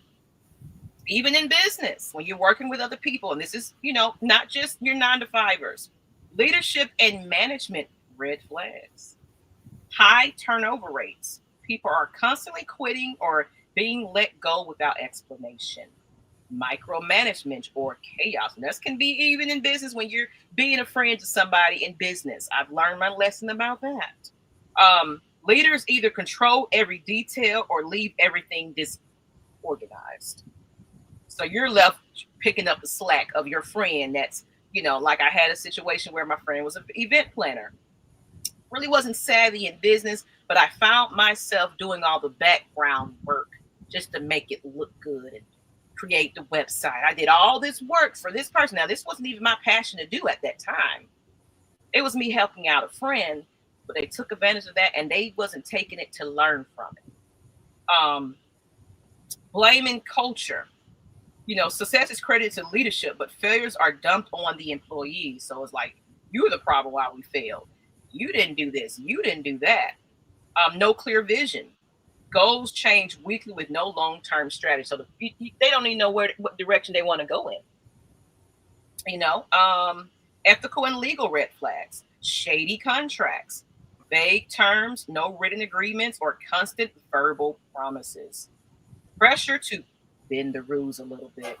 Encouragement to falsify data, skirt regulations, or hide issues from clients. So, sugarcoating stuff, and we know we're stealing from these people, but we're going to throw them a magazine offer. I worked for those companies where it was, you got the elderly that's calling in from a brochure of a potential vacation spree. They have to call in for that phone number. They're thinking they finna, get into the contest of this vacation, all expense paid. But at the same time, I got to throw them some dumbass products, magazines, fake jewelry, and things like, well, just because you're here now, would you like to take advantage of this offer? Ma'am, I got cussed out all the time. I don't want that shit. I just want to know why I got this in the mail. I want that trip. That's what I care about. I don't want to sign up for nothing else. So unregistered business, lack of licenses, permits, or compliance with industry regulations. So you're just doing things off the fly. There's no contracts involved with the parties you're working with as well. They do you dirty, and there's nothing you can do about it because you didn't make yourself legal in the background of things. So y'all just doing it just because y'all love each other and y'all best friends forever. We're never going to return our back on each other. Guess what? You can get stabbed in the back by your friend as well, or they can take your idea and run with it.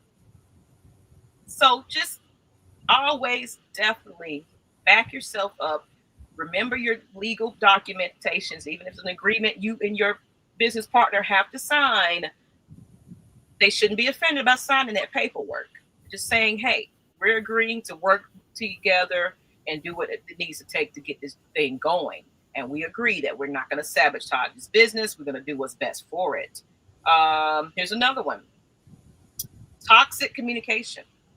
That's the workplace as well. Gossip, passive-aggressive emails, shouting or public shaming, no respect for the work-life balance. So you're just working hard, 40, 60 hours a week because Amazon has its Christmas holiday. We got to get all these packages out of here. So you're going to work hard. You're not going to get any breaks. But that paycheck looks good, but now you're tired. You're drained. You ain't got no work-life balance. You get home and all you're going to do is sleep because you spend the most of your damn day working. And the way this economy now is people working 2, 3 jobs with a hustle on the side just to make ends meet. That's crazy. And you're going to run me rapid and dry at this job because you over there in your corporate office living it up. But the hard workers you don't appreciate is getting the short end of the stick because Without them, it's no you. Who's gonna get out there and do the job? So, you know, and you can go on and on about that, but just basically just saying that um business and work life, there are definitely red flags in these companies where they don't really value you. You're just a number. Just look at, for instance, my job that I'm working with. I'm not going to say where, but there was something. I work in healthcare. There was an incident where a person decided to take out a CEO because he was mentally messed up. It was some type of situation where medically something didn't happen when it's supposed to, because there was a lot of denied claims and things like that. That person took it upon themselves to take out that CEO. Not even a month, like a week or two later, they filling that CEO seat again. You know, it was like, oh, here's the, the stories, and oh, we feel sorry about that. But the day just went on like it was nothing. We didn't have a moment of reflection. We didn't do any of that. It was just, here's your email. Y'all heard about it. This is what you say when the people call in about it. Don't work yourself to death over a company that is not going to value you. Take your PTOs and rest, please. Please. That's most important. That's for your, and you got EAP benefits if you work for a job where they will pay for your therapy to go see somebody and speak to somebody about this part of things. Look it up, people. Employee Assistance Program. It's in your HR benefits. Look it up. You can get free therapy sessions or counseling or whatever. Have you on the company. Utilize your resources while you have them, people, not just the insurance you got to pay for. Take care of your mental health and don't let a job break you. That's my motto. Definitely got to have a balance. And she does that now. She's managed a lot of stores. And she's great at her job. But she's gotten to a point where her management and everybody understands that she's going to have her time where she's going to go to the games. She's going to enjoy herself and she's going to take her time off. And they don't bother her about that. It's like, we know that you're going to have your set days that you're going to take off. We're going to let you enjoy your life. Go to these games, travel, spend time with your loved ones. Because a happy you it's better for us versus a broke down you that is not happy. Like, you ever just get up and go to some place and you just dread it? You pull up to that place, you sit in the car, I don't want to be there. And then you come into that job with that energy and everybody, you ready, shut up, Richard. They over there gossiping, you mad, and you're throwing stuff around. It's like, oh, you having a bad day today? Yeah, I am, because I don't want to be here. Mm-hmm. But everybody else around you is that toxic, it brings that toxic energy. That's when a lot of people are just on eggshells and like this in the office. That's not a good feeling. That's not fun. I want to enjoy where I go to work at. So don't let longevity of a company, because they paying you well. Now you don't build your resume. Spruce it up and go somewhere that will value your time. Or get your own hustle. Start your business. Work for yourself. I know I went on and I went on. Go ahead, Cosmic. You was preaching to the choir, because everything that was saying was important. And that's another reason why I'm happy that I don't have a standard 9-to-5 job. And that's not getting on anybody, because I've been there before. Everybody has to play their part. Mm-hmm. I've just reached a point in my life where my job and I'll say it, I used to work for Delta Airlines. They let me go after 13 years. And I was one of their top employees, but it was over something stupid. But I already knew that they were cleaning house. But I remember when you mentioned about the CEO being taken out, there at the job that I was at, everybody has an employee number. I remember people would either die from working on the ramp, heat exhaustion, they would retire, and then next or a week before they were going to retire, they died. The work continued to where I specifically remember you forgot that person existed after a while, because you were so busy pushing the planes out, getting things going. And yes, they did acknowledge it, but you're just a bulletin on the wall. There you go. You're It not was an that email. important enough. Yeah, it's like the country, especially the United States, is not the best place to be. And I'm gonna be honest with you. Once I've learned other countries, they give you mandatory leave of more than a month off. They make sure that you have free health care, free dental care, maternity leave. They'll give you a year off. You get massages. They take care of you. I'm not saying every country is perfect, but I've known people to go overseas and leave the United States. And it's They like even the have it. United Some companies, I mean, some countries have it where a women gets like when they on their menstrual, they get some time away from that too. Yeah, and that's super important because this is nothing new.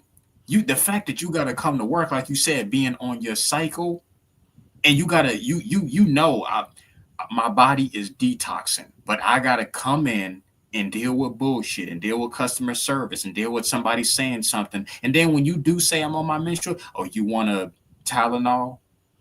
I understand that you're dealing with this. Or I used to hate it where if you call in, they would question you. They would want you to come to work, see that you messed up. Then they And tell you, okay, you don't need to be there. Then you can go home just for their satisfaction or because they're so short staffed. Why you can't come in? That's not my problem. All these companies are making billions of dollars, but the little people are being shitted upon. And this is where I tell people you need to change your perspective because I'll take it back to Delta Airlines. Again, they're not a bad airline, but a lot of people don't know what goes on behind the scenes. I tell the little people, the ones of us who was moving the planes, working the bags, we are the, I want to say we're, yes, it's the little ones at the very bottom. Because remember, the bottom is the foundation. You got a pyramid with cheerleaders. If the we don't bottom get our falls. luggage, we'd having a bad trip. Right. If you don't get that luggage, if you don't push out that plane, if you don't bring the plane in, if we're not the ones putting the hoses up, if we don't put the plug-ins and everything, and not just with Delta, with every little job, the little people are the foundation. They're the ones that's making ends meet. But what do corporate do? If you don't get to work, we're going to fire all of y'all. If you don't get to work, we're going to reduce your pay. They talk so much smack, which is, let me bring my friend up, a red flag. But a lot of times, because we don't have the right source of people as leadership to speak up, it becomes a problem. Because I remember so many times I would tell people, and when you don't have the lens and you're afraid, man, I don't want to lose my job, so we got to go out there. I don't want to lose my job, so I need the money. Once the little people start to realize they need us, that's when things start to change. Because you remember those things on social media where they said blackout day, everybody don't go to work. But some people just couldn't do it because, again, there was that fear. I got to pay my bills. I got to do that. I got to do this. So it's almost like trying to bring the community together can be hard sometimes, because if we don't stand together, you got these corporate motherfuckers who gonna keep doing the same old thing, and they're gonna bring somebody else in for lesser pay. Right. So it's like they got us under this fear stronghold of I gotta be this, I gotta pay for this, I can't leave this. And I do get it.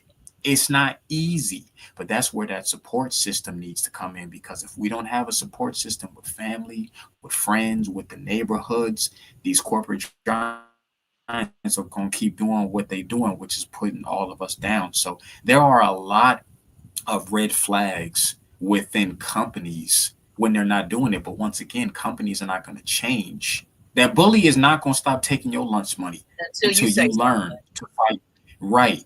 And sometimes all it takes is one good time to let them know you're not playing around, which is also why, once again, me being fired, me being fired was the best thing that actually happened to me. It's because I got pushed out of my comfort zone, but I work for myself now.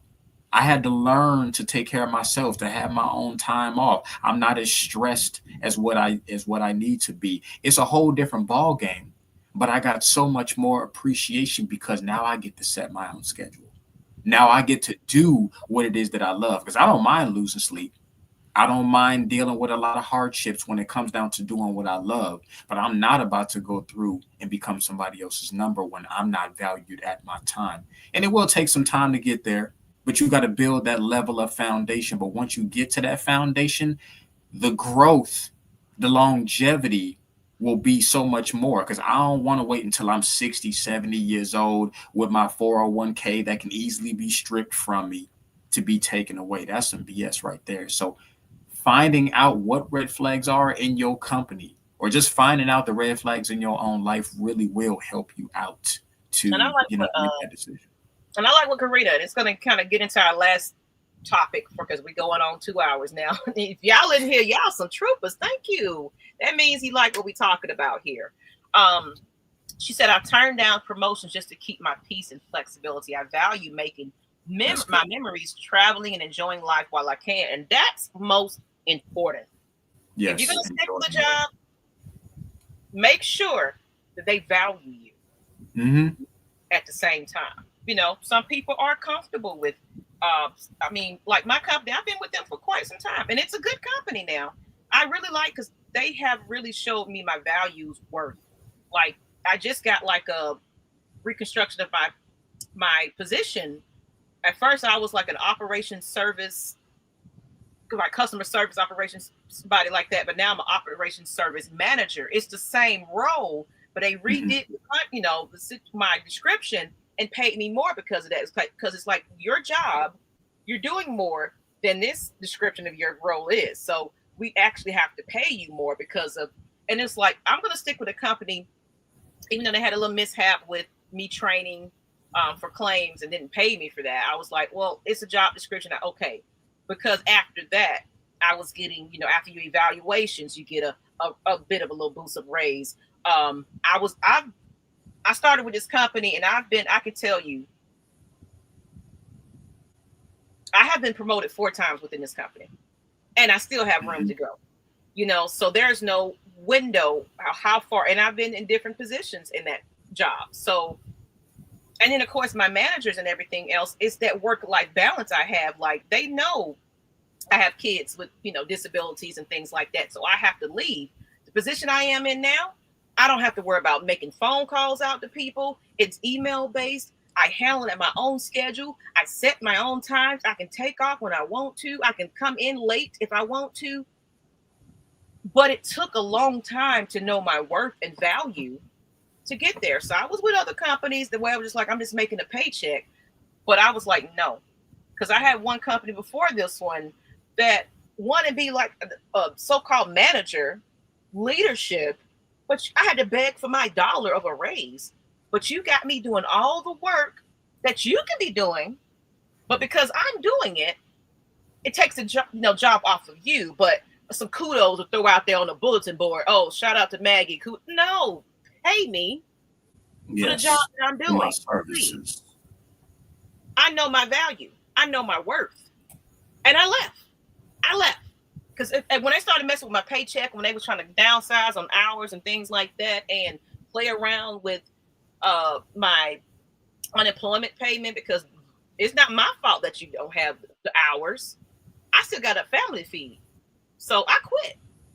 I did it with 2 weeks. So if anything, I always cover my back just in case. But it's like, I'm no longer allowing a company to tell me when to come, when to go, how my paycheck is going to be, and this is what you're going to get paid. People, you can negotiate your your salary too. When you go into these jobs and you got your resume up here and say, hey, I meet everything and all that. Plus, I got a certification in this, certification in that, and they're lowballing you and say, okay, we're gonna pay you that. I've seen what the competitors pay. I want this amount, please. Yeah, that's definitely a red flag. So they're gonna have to negotiate. So don't be afraid to negotiate your worth, people. Please don't let a company keep holding you hostage. Yeah, because just like a personal relationship, your job, even though you're getting paid by it, Are you going to put up with them threatening you? Like you said, my job, y'all ain't got to give me the world. But at the same time, you should be able to work with a company that's going to not push you to the side, not make you beg to actually reevaluate or make sure, because people are getting being pushed over the edge right now. It's real hard for everybody out here, even the most successful people. And I agree with Thornton. I would love to just stay in a cabin by the lake for like a week just to relax and unwind. And that's why I notice a lot of people are starting to leave their 9 to 5 jobs and they're starting to start their own business, or they're working remote. That's another reason I like the idea to work remote, because working remote allows me to say, if I'm going to be dealing with something, let me be by a cabin by the lake.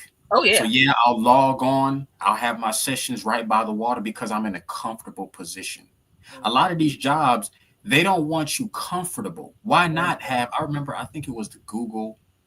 I've seen like the Google campus. On Google campuses are very good for their employees because they got a bar, a luncheon bar you can get free food at. They got lounge chairs, and I ain't talking about just lounge, little bed areas and bean bags and areas where if you want to stay the night, free coffee and free tea. If you feed your employees, make sure they're comfortable, make sure they need everything that they need to, that is what's going to bring longevity. But if you treat your employees like crap, it's time to bounce, or at least find a different position. And don't stay. Don't I tell people this: people don't stay at a job and think, well, this is all that I have. There's always something better out there, but you got to put the effort in to say, let me look for a position that's going to be better for me. Because if you decide to stay, you're showing yourself that you don't deserve change. There's always room to say, I can get something out there better. There's different ways to be able to do that. We can't talk on this show, but there are ways to be able to make sure that you are taken care of. So don't stay in a predicament that's going to keep you in that red flag era. Absolutely. And I'm gonna say this, like I'm gonna say, and I'm just gonna say it from a corporate standpoint, point, because I am working from home. Um, there are resources you can kind of utilize with your company what will teach you how to do, like, project management. There's free programs and university that some of these companies have. Take advantage of it. Learn how to build an Excel spreadsheet, PowerPoints, build portfolios. Learn that stuff while the You got company is that paying GPT for it. now. You can. And padding, I call it padding your resume, because you can be shopping around for something else, padding that resume. You see what they require. You already done did your research on how it's a good company and everything else. Put in that resume. You already know exactly what you needed to do, and you don't got those skills, and you utilize the time that you was at that job. But don't let that job hold you back, because, like he said, you think that's what's up, Sylvia. What's going on, love? That's the only thing that's gonna keep you. That's my paycheck. It's like, know your worth, know your value. You can be with that job, but go ahead and market yourself out there to other companies, and then you get that job. Go ahead and give them a little 2 weeks notice. Thank you very much. I even gave my 2 weeks notice, and they was like, "Oh, you can go ahead and clock out now." I was like, "Oh, excuse me," and I Mm-hmm. packed my shit and left. I was like, "Okay, I'm cool with that. Appreciate you." And I found something way better. I've been with this company for quite some time doing. And the funny thing is, the company that I left, they partnered with my health insurance company. I got grandfathered in with seniority because of the experience I had. So, ding ding, Mm-hmm. paycheck Mm-hmm. raise. Oh, by the way, Mm-hmm. you was with this company. They're combined with us now. I got the last laugh. So, Yes. just don't let Never. your job break you down, people. Move on No. and find something better. Yes. Because what you decide to, again, is your own personal relationship.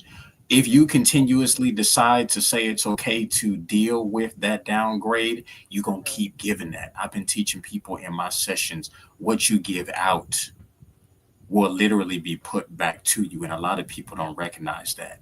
And thank you, Karina, for this. She said, yes, you can negotiate. I have never in large letters, accepted the first offer presented to me. I know what I bring to the table. They always come back with a higher offer. When you know your worth and what you can do, you will never settle. And that's 100% true. When you step into a room, you got to show them that you are boss, because the moment that you just see and they watch you, oh, we can just put you anywhere, then, they'll push that. Don't look at it as this is all I can have, or I never let somebody strong arm you. When you go in there with confidence and you say, this is what I'm looking for, I don't care if that was your number one job that you wanted and they closed the door. Thank you for closing the door on me, because that lets me know there's another job out there that is waiting for me. Sometimes the best thing is for a job to close the door on you, because it's the door number 2 or 3 or 4 or 5 or 6 that's going to get you to where you need to be at. And that comes in business too, Cosmic. In business too, if you're working for yourself and you're lowballing yourself because, I mean, I get it when you're starting up a business. It's like, you know what, I'm going to charge them this because start small. You're just trying to get your clientele and things like that. But don't stick there for long now. And don't have these people come in and take advantage of you because you're so kind. Oh, I'm just doing this favor. No. The way those people can go to those convenience stores and wherever they go get their things and pay full cash for it. No, you're going to pay me for my services and time, friend or not. And the beautiful thing about that is you'll start to notice the red flags within yourself when you keep lowballing yourself. Because as an entrepreneur, I used to do that. I used to literally, if I told somebody my prices and they, I don't know. Okay, well, I'll go ahead and lower it for you. I was at that desperate stage. But that's the beautiful thing about being an entrepreneur or starting your own business. You got to learn. If it wasn't for me lowballing myself and getting irritated, because I started to notice when it became a problem. I started to see that everybody who learned from me, their lives became great, but I was still making pennies on the dollar. And I said, you know what? I can't do this no more. So once I got tired, that's when that new version of me decided to say, do not lowball yourself no more. Because once you stand your ground and once you let people know how much you're worth, they will stick to it. You may lose a couple of people, or you may not get business for a while, but once again, not every client and not every customer is for you, because now I proudly say, this is how much I'm worth an hour. And one of my business coaches, my friend, she told me the best thing in the world. She said, Aaron, when you change your prices and you tell people what it is, and this is really advice for everybody.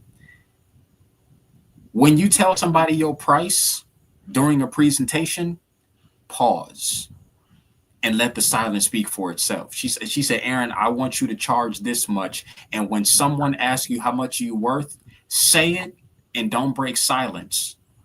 Because that literally is showing that you are your worth. Even if they say, oh, that's a little bit too much. Okay, that's perfectly fine. That means that you're not for me. I got payment plans, but this is my price. Letting that silence sit within itself goes to show I will not be moved, because you're worth it. You really are.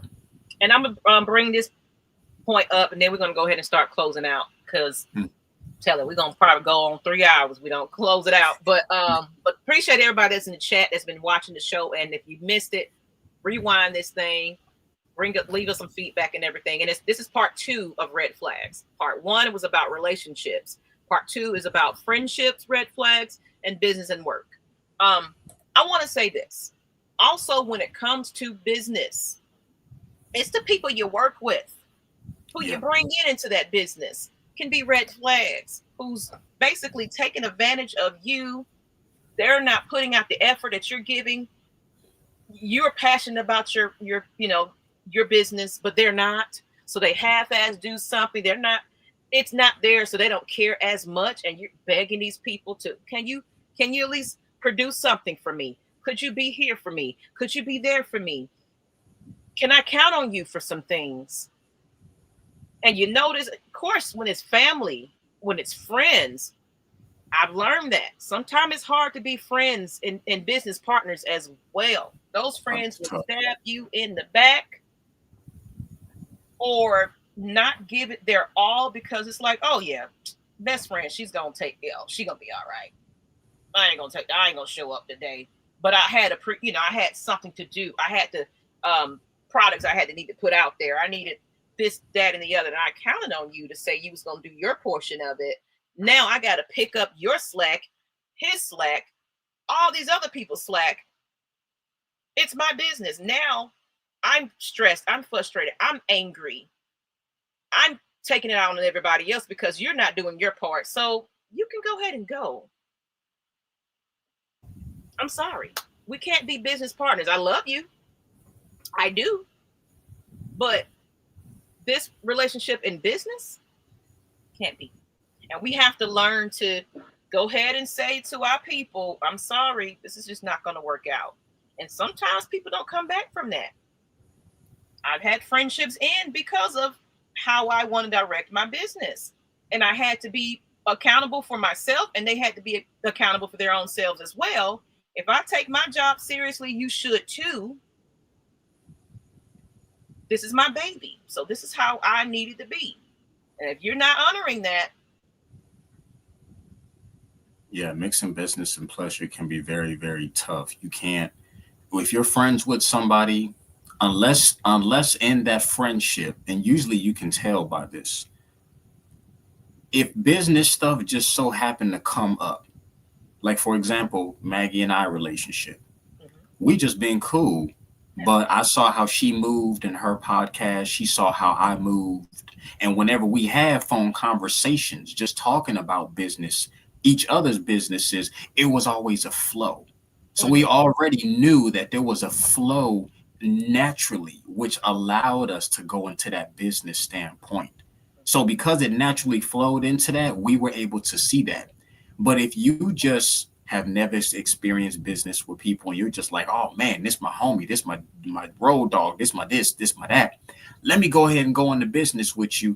I'm telling you, just like with the natal charts and zodiac signs, because I study this. You're one way with friendships, you're another way in relationships, you're another way in business, you're another way in family.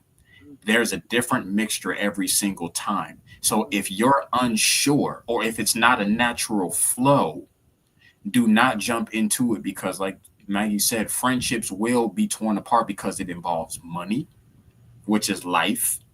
It involves partnerships, because if I decide to take you in front of a CEO or somebody that I trust, and you come in and you acting like a fool, because I've done that before. I'm not going to say the person's name, but it's a best friend of mine that we all went to high school with. I remember I brought him in on a business deal with somebody who wanted to partner up. He showed up late, like it was casual, fashionably late. I was upset. And then when I mentioned to it, it's almost like he gave me this look like, chill out, I'm here now. And then during the conversations, I was being interrupted and disrespected.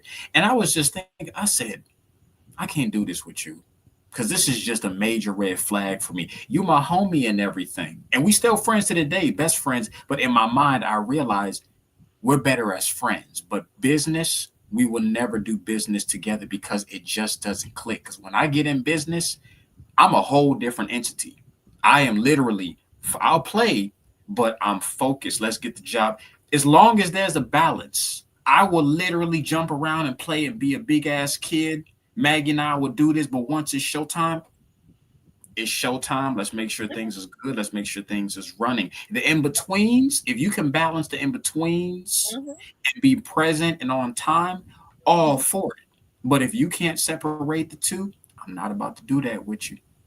Absolutely. And that's why me and Cosmin, we get along. That's how we just married into this thing, because like natural flow. long time friends. And never wavered, never, he's doing his thing in his own business. I'm doing my own thing in my business. The one thing I have learned that everybody's not as passionate about your business like yourself. You got to learn to work for yourself and stop holding your hand out and giving people free passes. If it ain't working out, it don't work out. But one thing about me and Cosmic, we hold each other accountable. I like, if he's having some issues or things that I can probably point out and say, hey, friend, I don't know if that's going to work out for you. You might want to reconsider this. You need those friends that's not yes men as well. And I'll let them know. I don't know if that co-host is going to work out for you. I don't know. Or this venture that you're thinking and you're passionate about, do your research. You know, is this a get rich scheme or what? You know, be careful about what you got going on.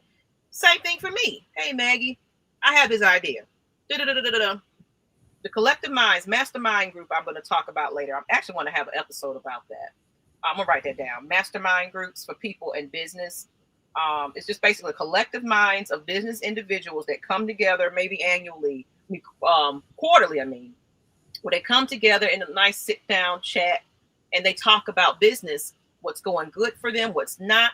And everybody has different businesses, but different brains that come together and say, you know what, this might work out for you better because it worked for me.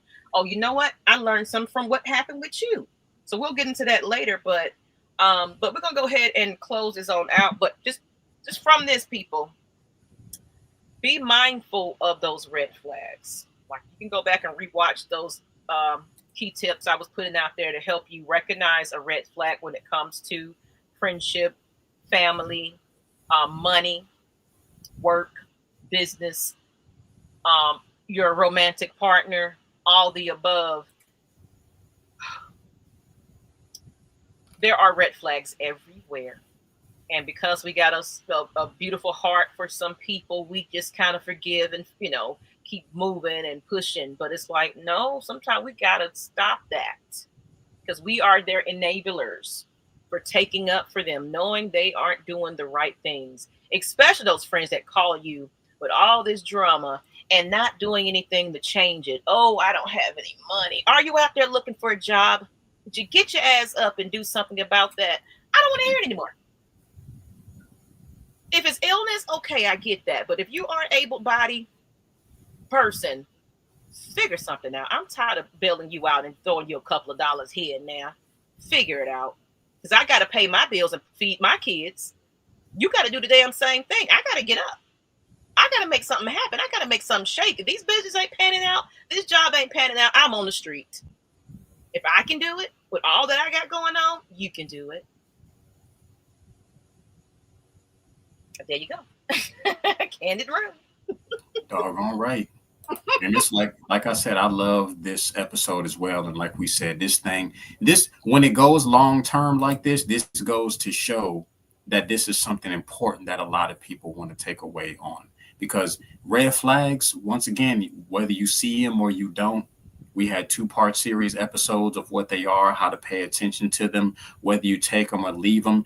It's all about learning and experiencing this. Because if we don't have shows like this to help people, because I'm pretty sure most people, we already thank you for everybody who comments. And also thank you for everybody who probably can't comment. Maybe they're listening at their job or driving. But I found out there's a lot of stuff that goes on unsaid. So I know that these Kandid Room shows that we're doing are very impactful for people.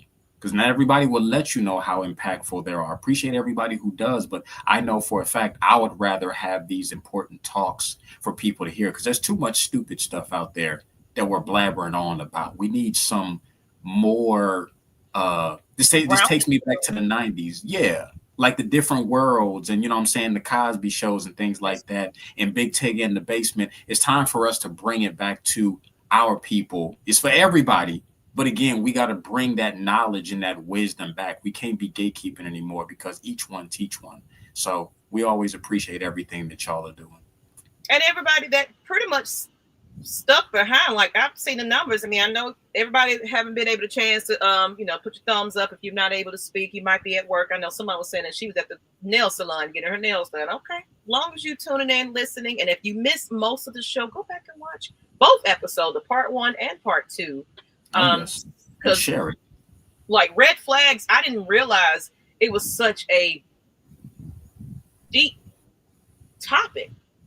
You know, that we had to split it in 2 different shows. Like people think, like I said earlier, people think red flags are for romantic relationships. It's red flags everywhere you go, honey. And you got to know your worth for any situation that you in.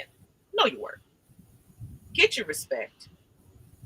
But if people aren't for you, That job ain't panning out for you.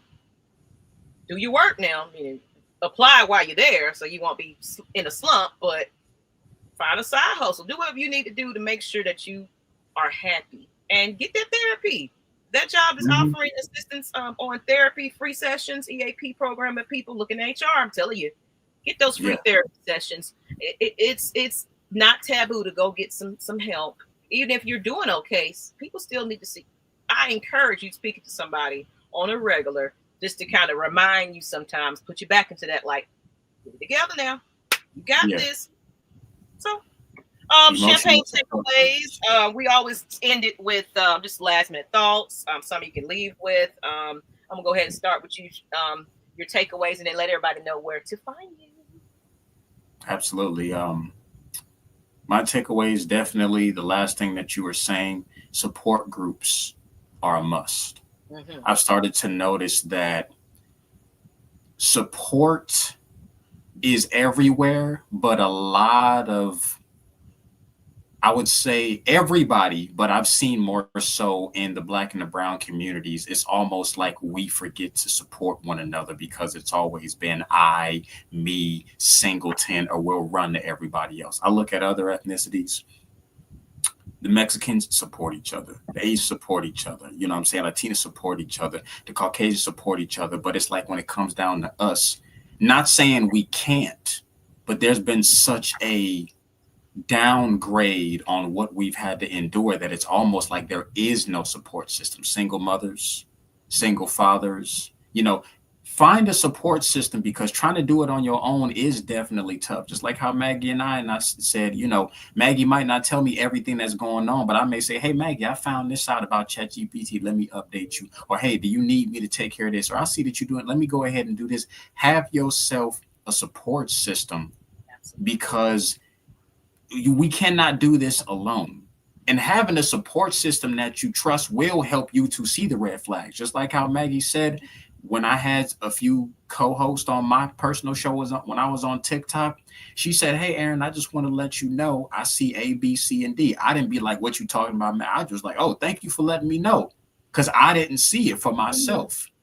And I appreciate that, because she could have just, again, folded her arms and said, well, I don't know what he going to do. But she says, nah, I ain't going to allow that to happen.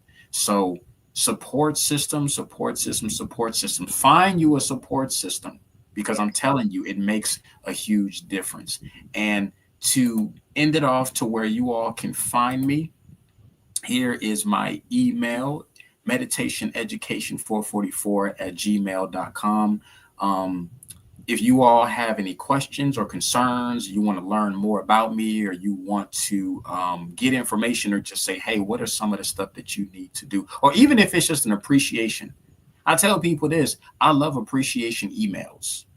It ain't necessarily got to be for you looking for something, but if it's just, hey, I seen your show and I thought it was amazing. Even if it was 2 sentences, you can reach me at this email. If you want to connect with Maggie, you know what I'm saying? Same exact thing. But if you want to reach me, I do spiritual advising. I help people to discover who they truly are with numerology, astrology, and everything else. I help you find business steps. I pretty much do it all. So if you're curious and you're just like, something feels me to reach out to you, here's my information right here. Thank you, Maggie. Thank you. And my last little bit of the champagne outro. This is where we just kind of wrap it up. Like I said, take it. You survive the show. Take a sip of your whatever you're drinking. Unwind. I hope a message came to you today where it taught you some things and everything. Because not only we're telling you, we're also giving you the experience that we dealt with. So it's not a blueprint. Here's how to do this, and we haven't lived it. We're never going to steer you wrong. It's something that we also deal with on the daily. So champagne takeaways for me is, I'm going to just repeat what you had to say. Get that support system. Definitely. We out here, I don't need nobody. I'm out, but you really do need that support system. You do. Just hold on and cherish those people that you do hold on to as well. Those people that aren't doing good by you and you ignore them, or you're not putting that into them too when they're supporting you. Like I said, I had friends that ask of me to do things, but it wasn't pouring it back to me. So I had to let them go.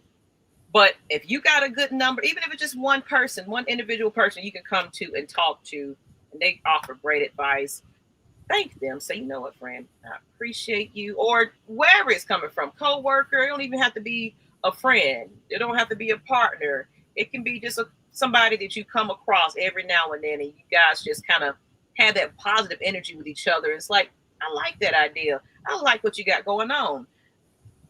Hold on to those people that take care of you. Okay. Thanks. Treat them how you want them to treat you. Don't take advantage of these people. And you'll find that life is a lot more easier when you can lean on this person. And that's that person right next to me right now. You know, I know if anything, like we can go, like we've been so busy at times, and life has happened where we either phone numbers got changed, things just got so occupied where we was dealing with our individual lives. But I can always say, whenever we get back together, it's like we ain't missed a step. Like, God damn, you was going through that too. Hell yeah, I was going through that. Let me tell you about it, friend. And then next thing you know, the collective minds get together. Oh, we back into business. So we're just yapping and we're talking for hours over plans and goals. And you know, you need that good energy of friends around you. And I value that. So find that, hold on to that. Don't take advantage of that, because once they're hurt, you can't get that back. Mm-hmm. Okay? So you can be the problem too now. All these red flags could have been you. Oh, yeah. Check yourself before you wreck yourself. It ain't always, I'll say this last thing, it ain't always the outside individuals. It usually starts from within, because you making the choice of the friends that you pick, you making the choices of the relationship, the job, you picking all those different things. So before you end up saying, oh, it's them, it's that, it's all this other stuff, you chose the very people to be inside of your life. So take accountability instead of pointing those fingers out there.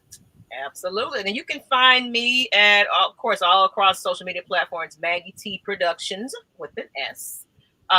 You can email me also at maggietproductions@gmail.com, as well as if you want to donate to the channel, you know, get us a new coffee mug, or, you know, if you want us to be brand ambassadors to your t-shirts, hats, we love free stuff, you know, hit us up, because your support, even just watching and sharing, that view helps our channel grow and reach others. So we appreciate you.